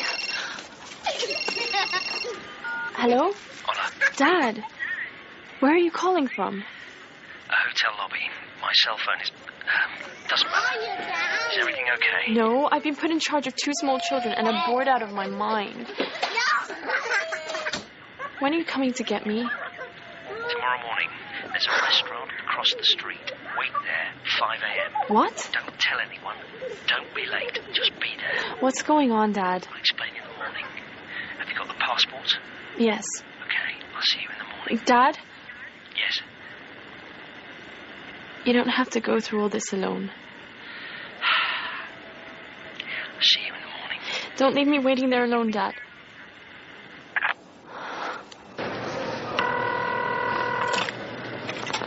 Hello? Tara, change of plan. Okay.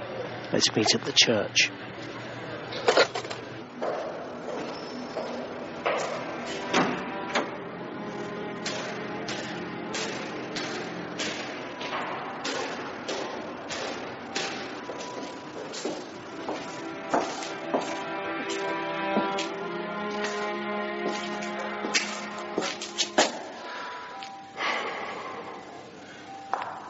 Sobering, isn't it?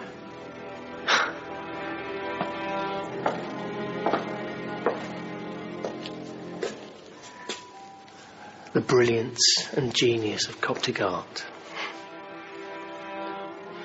The eyes. Still seems like they're looking right through us. Yes. Maybe that's why the vandals and the tomb robbers scratched most of them out. They couldn't bear to be seen for what they were. Do you have the plans? Do you have something for me?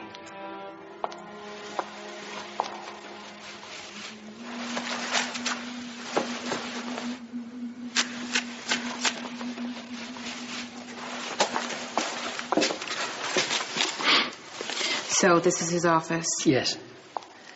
Is he there in the mornings? Usually. You're sure? Was he there today? Today? I didn't see him today. But usually he's there. It's where he does his work. I pass by his door. He's usually on the phone there. And where's the internal security? It's right here, along the passage. I walk past it on my way out. Thank you.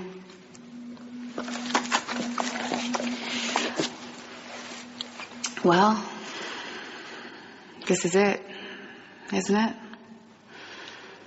I think so. Yes.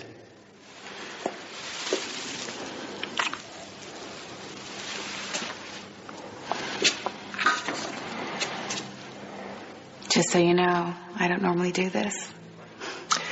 Well, we weren't exactly honest with each other, were we? Weren't we? No. Whatever you think, I did enjoy being with you. You know, Duncan, you don't need to feel bad. Mr. al-Baziri is not who he appears to be. He's channeling U.S. money into Hamas. We don't like that. Who do you work for? Bye, Duncan. Go to the airport. Take your daughter. Get out of here as quickly as you can. Right. Will do.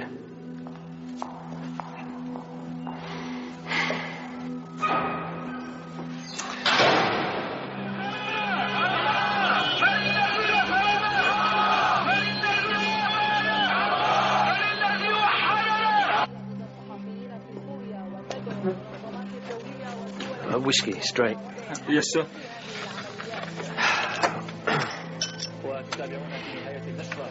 Did you hear about this? In the desert, in the shore. No hands, no feet, no head. They think he was a young man. What people do? It didn't happen under Mubarak. I think it did. I don't know. Personally, I've got a cousin in Zurich. I might go there. We're thinking of setting up a bar there. You staying at the hotel? No. No problem. I get a lot of businessmen here. We talk. They give me their business cards. They think I'm the best barman in Egypt. Soon you will be the only barman in Egypt. It will be only the hotel bars like this for the tourists, right? Oh, I am sorry to interrupt. Hans Bayer from Hamburg. Can I buy you a drink? No. Oh, no, I insist. Barman, same again, please. So, on business? Yes. Are you staying here? No, not here.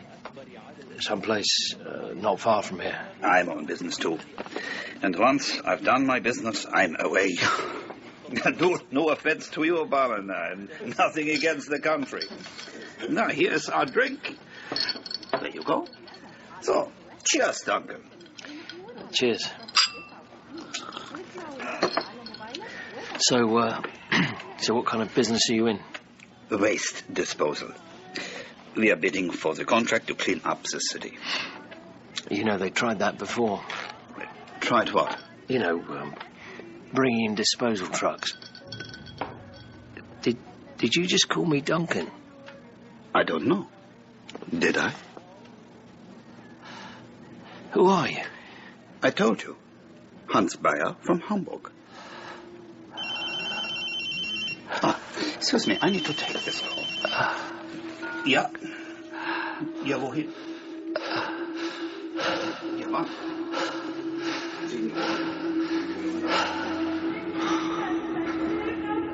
Ja, he's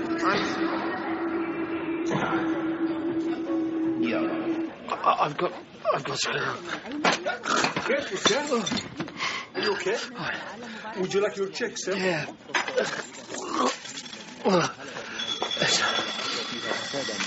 حيث دمرت الجهات المختصة.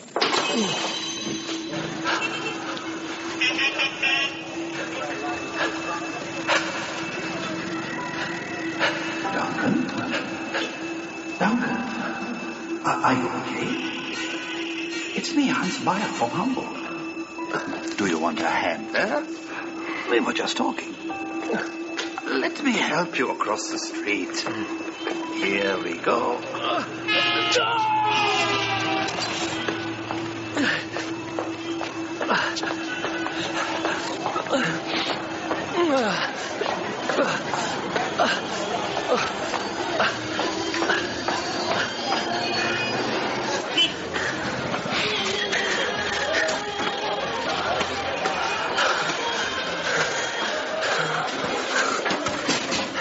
Help me.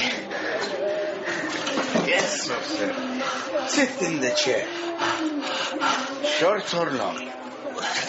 They're killing me. They're killing us all. But I just do my job. I cut hair. I just cut hair. My friend, Dr. Zakut, they gave him laudanum. Very good, sir. You heard about this? A body in the desert? No head, no hands, nothing. A kid, they say. A student at the university. But they can't be sure. No fingerprints, no dental records. Tell me if this hurts. Are you one of that? Stay still, or I'll cut you. Are they paying you too? What? No problem. You'll pay at the end. Everyone pays in the end. Please stay still. Here, take this. This is too much.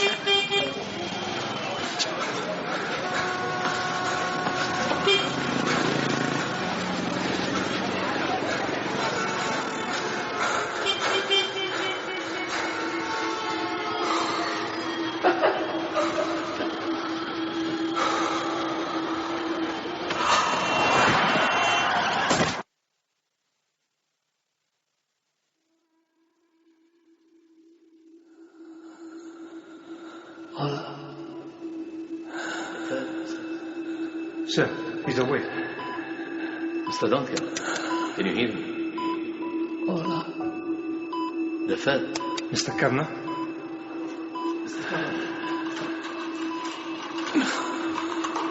Hola. Where are you?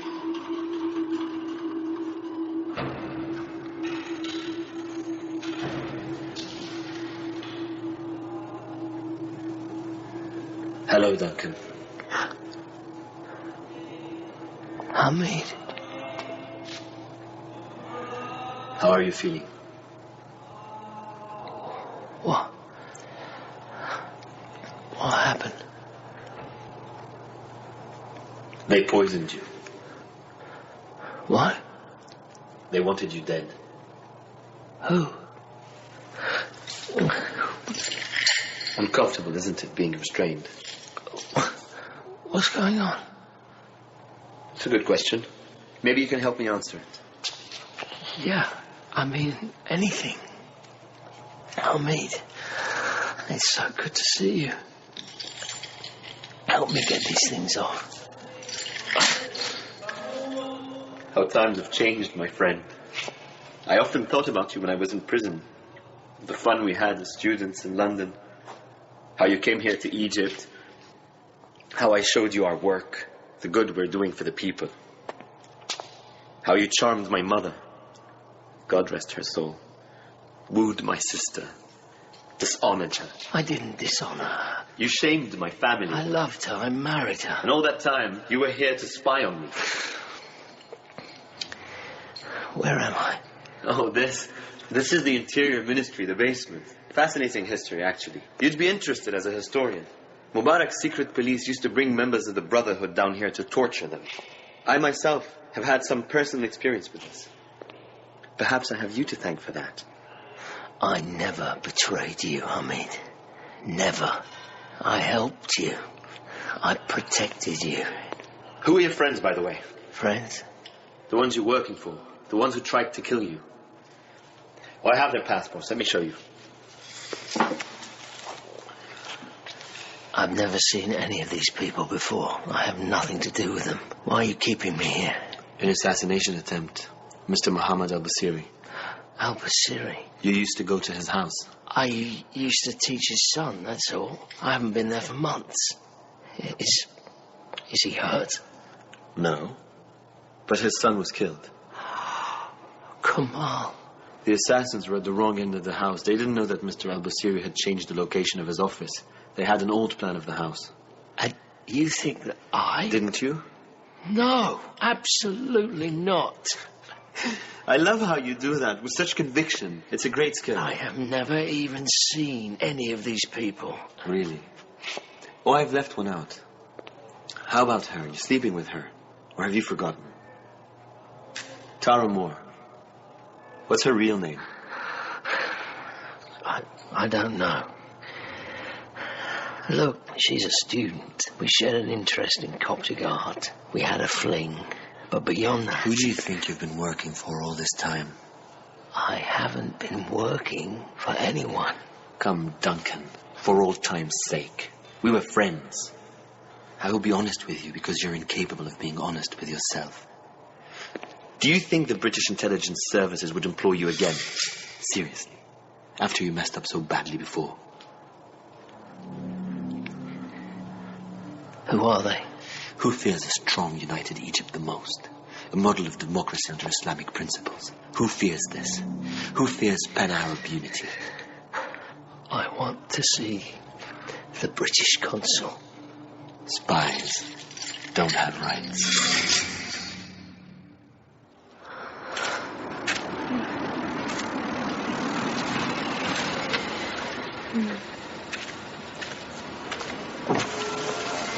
Dad? Assalamu alaikum.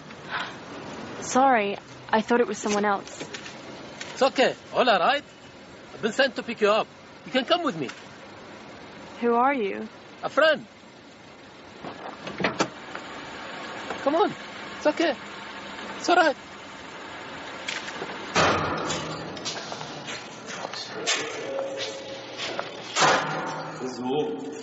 Stand up. Please, don't cover my head. I want to be able to see. Please. Move! افتح عربي دخل رجليه بس خلصنا ليه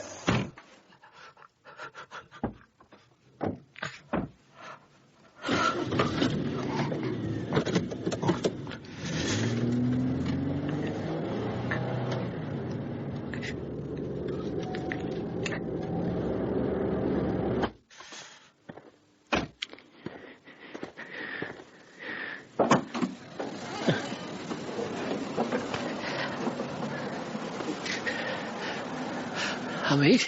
Get out. Oh. Please. Please, look, Hamid. Shut up and listen to me. We were friends once. For all time's sake, I can tell you. Ola is on her way to France to live with her mother. You've lost her. You've lost everything. Get up.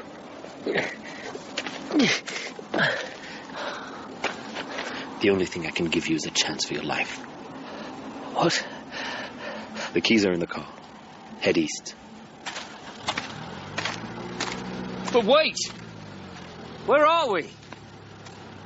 Which way's east? That way. Good luck, my friend. Hamid!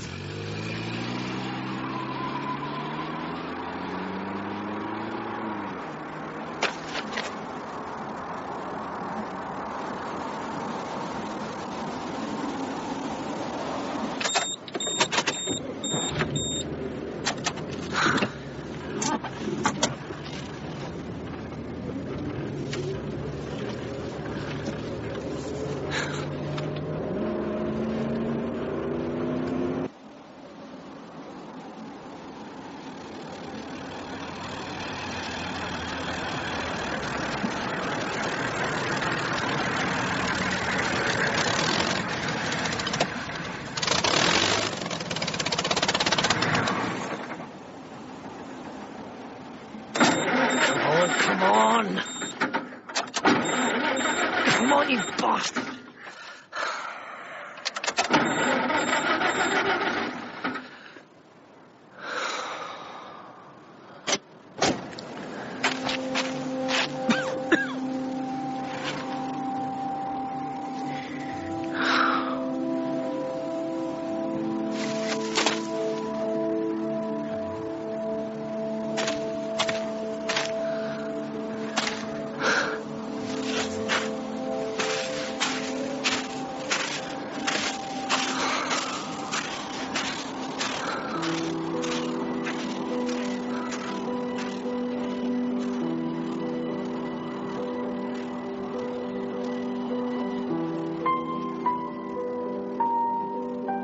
In The Reluctant Spy, Part 3, the part of Duncan was played by Nigel Lindsay, Ola, Aisha Hart, Tara, Sarah Goldberg, Hamid, Kareem Saleh, Randa, Serene Saba, Mrs. Zakut, Miriam Achaki, the policeman Naif Rashid, and Al-Basiri, Philip Arditi.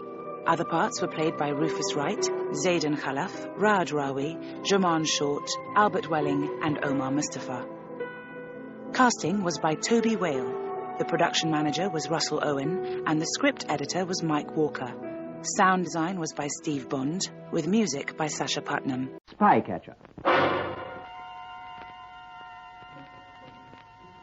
A series of true stories of the unceasing search for enemy spies in wartime, based on the memoirs of Lieutenant Colonel Oreste Pinto of the Allied Counterintelligence Service.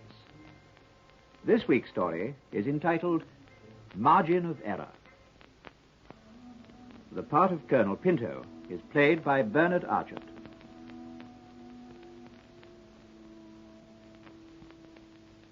In the long years of war, the peoples of occupied Europe were being more and more oppressed by the Germans, and the flow of escapers from Europe became fairly regular, almost predictable. There were two main escape routes, the short route by boat across the North Sea, and the long overland route running from Denmark through Holland, Belgium, France, and Spain to Lisbon. Usually the escapers arrived in England in twos and threes, sometimes in a party of a dozen or more. But one autumn, I had to face a very different problem. Come in. What is it, Captain? A report, sir. A liner from Canada. It's due in Glasgow tomorrow. 800 escapers and refugees on board. How many? 800, sir. All nationalities. Here's the list, sir. French, Belgian, Dutch, Danish, Czechs, Poles, Spaniards? Spanish communists, sir. They escaped into France after the Civil War. Now they're escaping from the Germans. Have you checked this list? Yes, sir. This 800 was shipped in groups from Lisbon to the West Indies and then to Canada. Now they've pushed them all back to join the Free Forces. I see. Well, the Army can't provide an escort to bring them all to London, so they want us to send a team to Glasgow to screen them on board. All right. Get together a team covering these languages. 7 men should do. And book sleepers to Glasgow. We'll go tonight. Yes, sir. And have this passenger list broken down into nationalities. And we'll plan our work on the night train.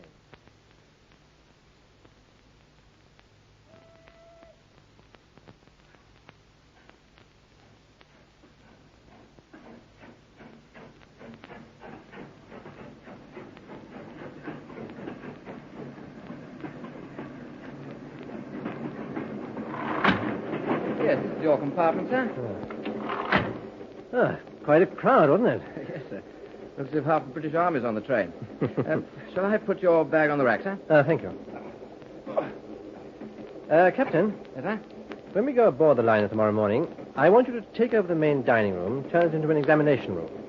And I want the baggage and personal belongings of every passenger carefully examined. Yes, sir. And this is a list of collaborators and suspect collaborators compiled by the Free Government. We'll have this list checked against the passenger list and have all suspects weeded out for special interrogation. Colonel? Yes, Leopold? I've sorted out the Belgian contingent, sir. Oh, good. Here's the Belgian suspect list. Will you cross-check it with your list? Yes, sir. Oh, thank you, sir. Captain, here are the Polish and Czech suspect list. You might pass them on. Will you take the French? I'll deal with the Dutch. Thank you, sir. What time do we arrive in Glasgow? 7 in the morning, sir. Will you manage some sleep, sir? I'll try. Well, good night, sir. Good night.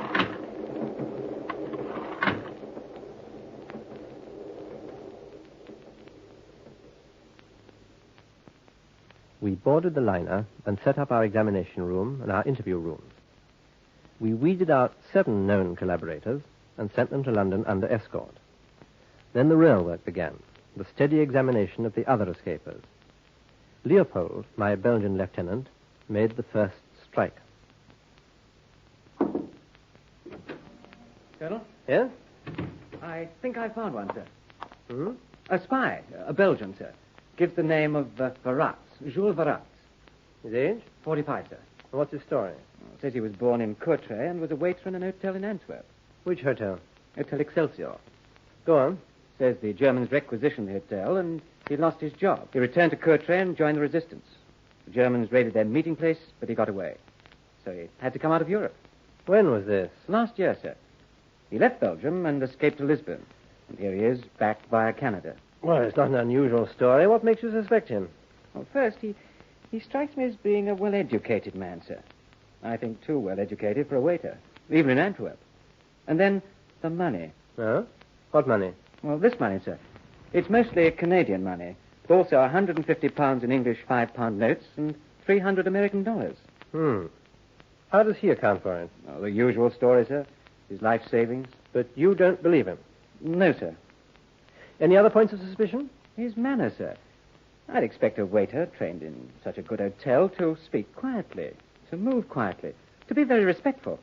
Or anyone in the Belgian contingent who knew him in Antwerp or in Courtrai? I haven't found one yet, sir. Anything else you've noticed about his baggage or property? No, sir, not a thing. All right. Let me have a list of his belongings and bring him to me.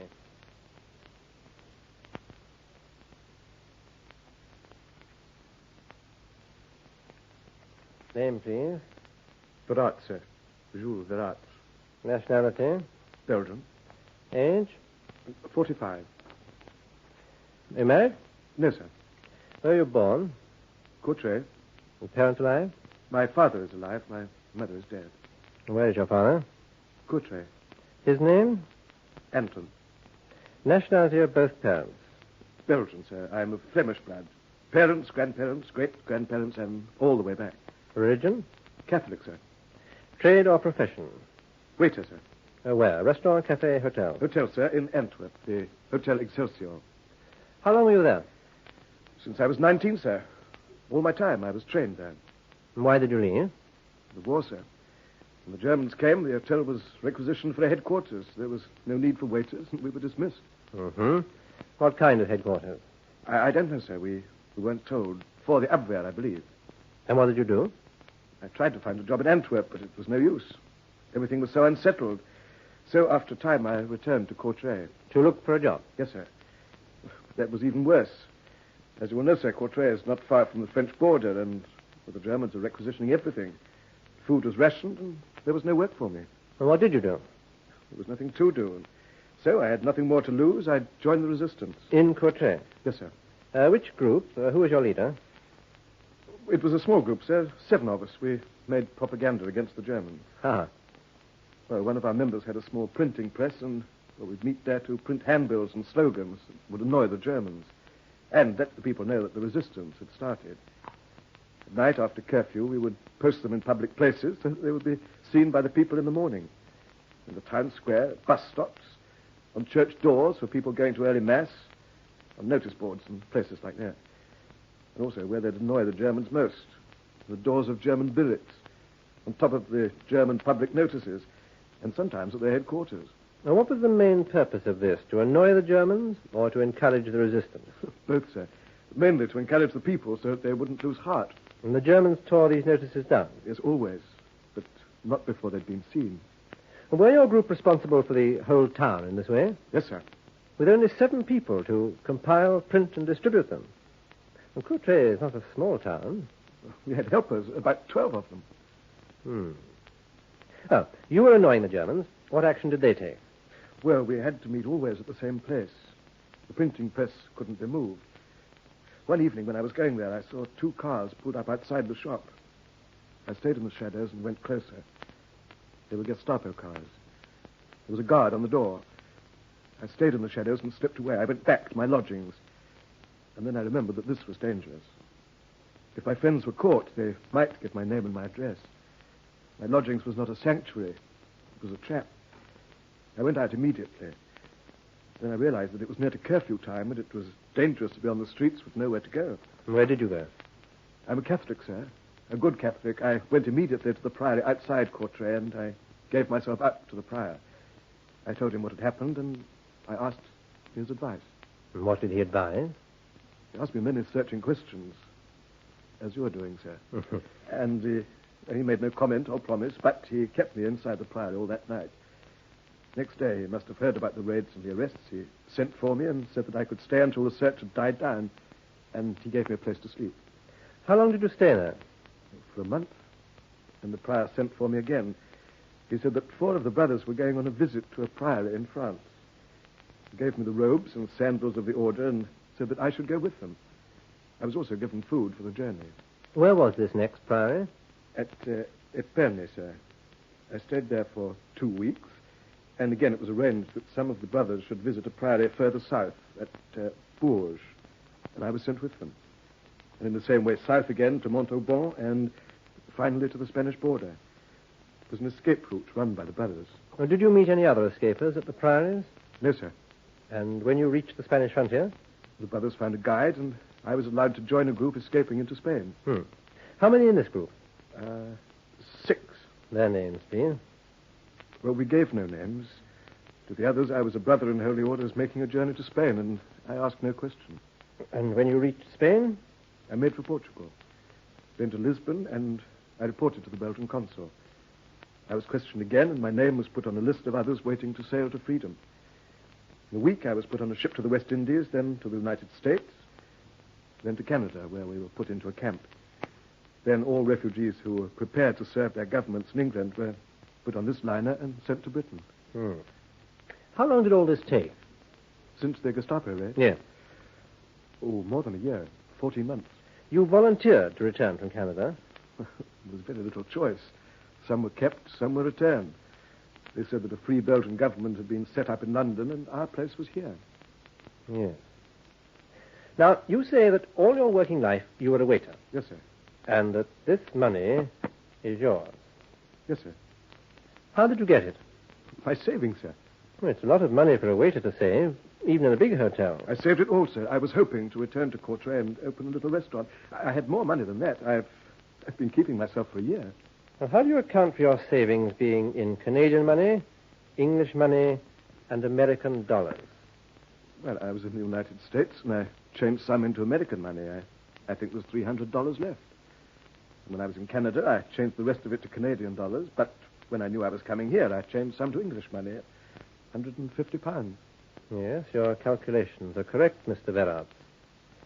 But it's my duty to tell you now that I don't believe your story. Why not? For many reasons. Let's take just one of them. You say you're a Fleming, that your parents, grandparents, and all the way back were Flemish. Yes. That you worked all your life in Antwerp, which is a Flemish city. But I'm not sure that you are Flemish. I am Flemish. No. You're no more Flemish than I am. You say you worked as a waiter? Yes. In the Hotel Excelsior? Yes. In which part of the hotel? The dining room. Well, I know this hotel. Tell me, when you enter the dining room, on which side are the doors to the kitchen? On the right. When you entered the kitchen, where did the chef stand? On the left. What was the name of the head waiter? Which one? Over these years, we had 4. The last one, when the Germans came. He was a Frenchman. He was not. You ask me questions, I give you the answers. You disagree. Why? I'm Flemish, you say that I'm not. I'm a waiter, you say that I'm not. Where does this lead us? You'll know soon enough. Now, this money you're carrying. It's a very large sum of money. And it's in several convenient currencies. Convenient? For what? That's what I want you to tell me. I've told you my story. And I've told you quite clearly that I don't believe it. I'm a very busy man, Verats. I have several hundred people to clear and get off the ship. I've no more time to waste on you at the moment. Will you come in, please? Now, will you save my time and your own and tell me the truth now? I've told you the truth. Very well. Yes, sir? Put Verats under guard. Have him sent to London. We'll deal with him there. Yes, sir. This way, please.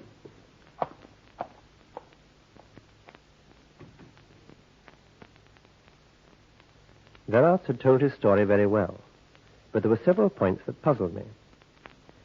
I didn't believe that he had been a waiter, or that is in a superior hotel like the Excelsior. I gave him a test. A table was laid as though a meal had just been finished. He'd said he was a trained waiter, so I told him to remove the debris quickly and efficiently. He did this quite adequately, but didn't convince me he'd been doing it all his life. Also, I didn't believe he was a Fleming. If he was a Fleming, then Flemish would be his mother tongue, and French would be his second language. If he was, as I believed, a Walloon, then it would be the other way round. In London, I arranged for Leopold, who was a Fleming, and who also knew Antwerp and Courtrai well, to interrogate him thoroughly in both languages.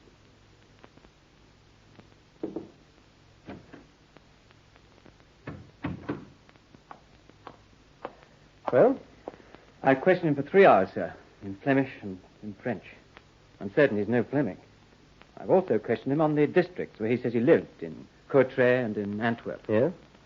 Well, it's difficult to put a finger on it, sir. He knows the towns well enough, but I'm sure he never lived there.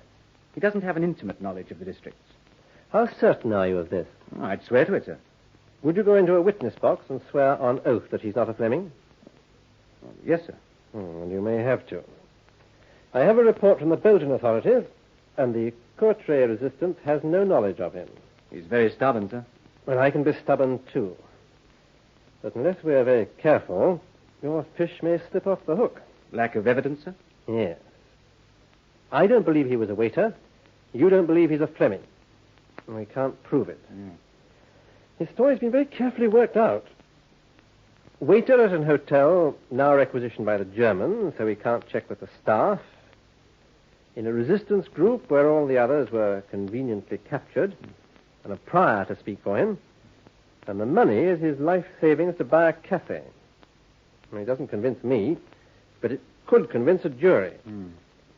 One last try. Do you have any Flemish friends in London? Someone not on my staff, and preferably from Antwerp. Oh, I have a friend on leave in London at the moment, sir. He's staying with me. He's from Antwerp. He was in the resistance there. He's now in the Merchant Navy. That's excellent. Could you bring him here? Yes, sir.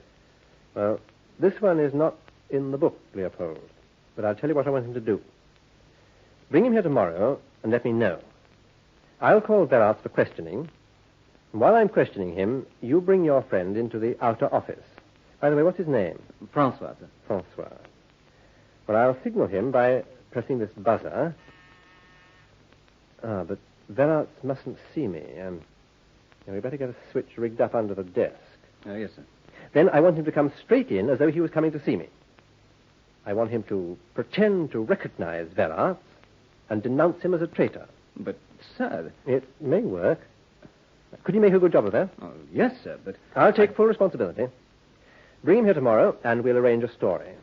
Yes, sir. I'll phone him now. Next day, I met Francois, prepared the story, arranged the signal, and sent for Verats again. Verats, sir. Good morning, Verats. Sit down, please. You sleep well? Yes. When we last met, I told you that I have to make a report on your case and that I'm determined that the facts in the report will be true. Will you now give me the true facts? I have given them. That you're a Fleming, that you were born in Courtrai, that you lived and worked most of your life in Antwerp, that you were a waiter at the Hotel Excelsior, and that this is the remains of your savings. That is correct. We've given you a fair examination, and we are satisfied that you're not a Fleming. Your knowledge of Courtrai is fair, but not good enough. I don't believe that you were born and brought up there. Your knowledge of Antwerp is fair, but I'm not convinced that you lived and worked there for more than 20 years. I'm convinced that you're not an experienced waiter of the type to be employed in the Hotel Excelsior, and I'm not satisfied that this money represents your life savings. I have told you the truth. I've made it clear to you, Verats, and I'll make it clear again. I know you are not telling the truth. I want to know why. There's something you're concealing from me. I want to know what it is. I can have you detained for the duration of the war, and until I know who you are and why you've come here, you will not leave this headquarters. Is that clear? What do you want me to do? I've been checking with the Belgian authorities. They've been in touch with Courtrai. The resistance there have no knowledge of you. It was a small group. I told you the others were taken by the Gestapo. I was lucky. That is why I came away. When you first told me about the group, you said it was small, only 7. When I pointed out that 7 couldn't do all the work that you described, you changed your story. You added 12. They were helpers, only helpers. Distributing subversive leaflets, pinning them on German billets, on official German notice boards, in the town square. Only helpers. The penalty for this was the same for all. No, Vera. These people would be in the group. You changed the number to suit my questioning. First it was 7, then it was 19. But this is Give true. me the name of one person, here or in Belgium, who can prove your story is true. I'll get in touch with them. The prior. At the priory in Courtrai. You'd believe him, wouldn't you? Yes, but I already believe that part of your story of how you came out of Belgium. He doesn't know who you are. I want to know about you before you tried to reach England, before you arrived at the priory. What do you want me to do? Tell you my story all over again? Yes. And we'll begin with the Hotel Excelsior. When did you start work there? When I was 19.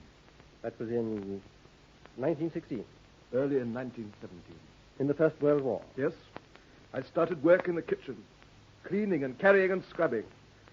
Later, in 1919, I began to train as a waiter. Do you wish to ask me more questions about the hotel? No. I've been a guest at the Excelsior. I have no doubt you have too. When I first questioned you about the hotel, I asked questions that I, as a guest, knew the answers to. Your answers were of the same kind. If you had been a waiter, you'd know every aching inch of the kitchens and the passages. I expected you to elaborate your answer in that way, but you didn't. It's very easy to sit there and disbelieve. What are you trying to do to me? Do you think that I'm some kind of German agent? Are you? No. You say that you are wanted by the Gestapo in Belgium. Yes, that is why I left Belgium. That is why I am here. Yes, I know there's a reason for your being here. You say you were in the resistance. Yes. Tell me about it. I've already told you. I was working in Antwerp at the Hotel Excelsior. When the Germans came, the hotel was requisitioned as a headquarters. Oh, I'm sorry, sir. I didn't know you were engaged. No, all right, Francois. Come in. What is it? I wonder if you're finished with those reports. Verats? Do you know this man? Yes, sir. He's Jules Verats. I knew him in Antwerp. Is this true, Verats? Do you know this officer? It's a lie. I never saw him in my life. No, you've never seen me. But I've seen you. It's a lie. Quiet, Verats. At least he knows that you're Jules Verats. He says he was a waiter at the Excelsior. Did he ever work at the Excelsior? Yes, sir, but not as a waiter. When the Germans took over the hotel, it became the headquarters of the Abwehr. He worked for the Abwehr. What is this? Be quiet, Verats. Go on. He's a collaborator, sir. He was a messenger for the Abwehr. We used to watch him running between the Abwehr and the spy school with messages. He was on our list, but we could never get him. One day he just disappeared. How did he get out, sir? Well, he tricked one of the religious orders into believing he was a patriot. A patriot? Well, I'm glad you caught him, sir. Thank you, Francois. I'll come back later, sir. Well, Verats, what have you to say now? Only this. I've never seen that man in my life. And he knows nothing about me. He's prepared to swear to it. Would you let him? Would you let him swear that I was a collaborator? That I worked for the Germans? Try me and see. You wouldn't dare. Why not? Because it's a trick. And you can prove nothing. Why are you so sure? Because my name is not Jules Verats. That's why. And I've not been in Antwerp since the Germans came. So your friend could not have seen me there. The story of the Abwehr is a pack of lies, and you're both in this together. I don't know what you're trying to do, but no matter how hard you try, you cannot prove me to be a traitor, because I never was. If you're not Verats, who are you? My true name is Vernoot. I'm a doctor of medicine.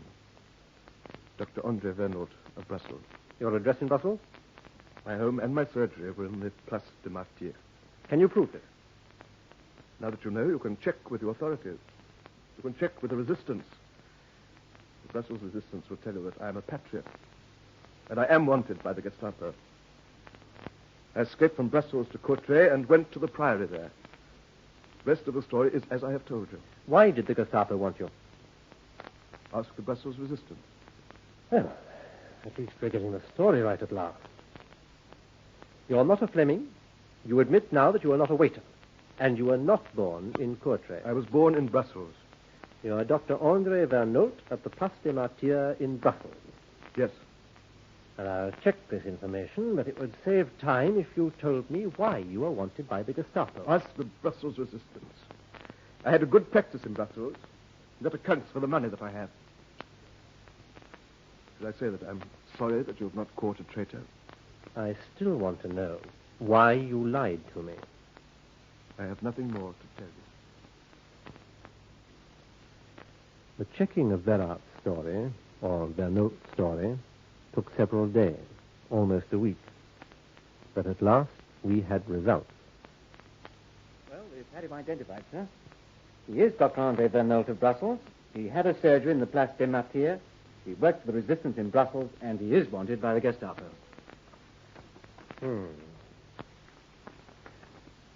If he is a resistance worker, a patriot, then why did he lie to me? He's wanted by the Belgian police. It's there in the report, sir. 3 years before the war, he was struck off the medical register for unprofessional conduct. He continued to practice, and as an unregistered doctor, he was wanted by the Belgian police. He wanted a fresh start, so he changed his name to Verats. Oh, he tried to, sir. We were wrong about him, weren't we? Yes, sir. But at least we have the true story.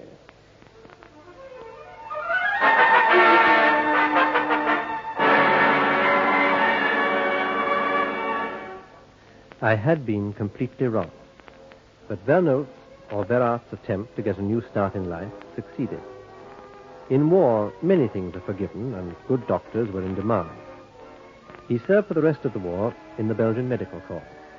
And after the war, I had a letter from him, a forgiving letter, inviting me to spend a holiday with him. But somehow I didn't accept.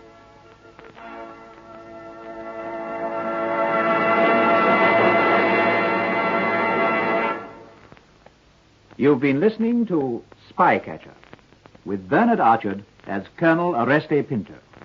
The script was written by Robert Barr, and the program produced for the BBC by Charles Maxwell.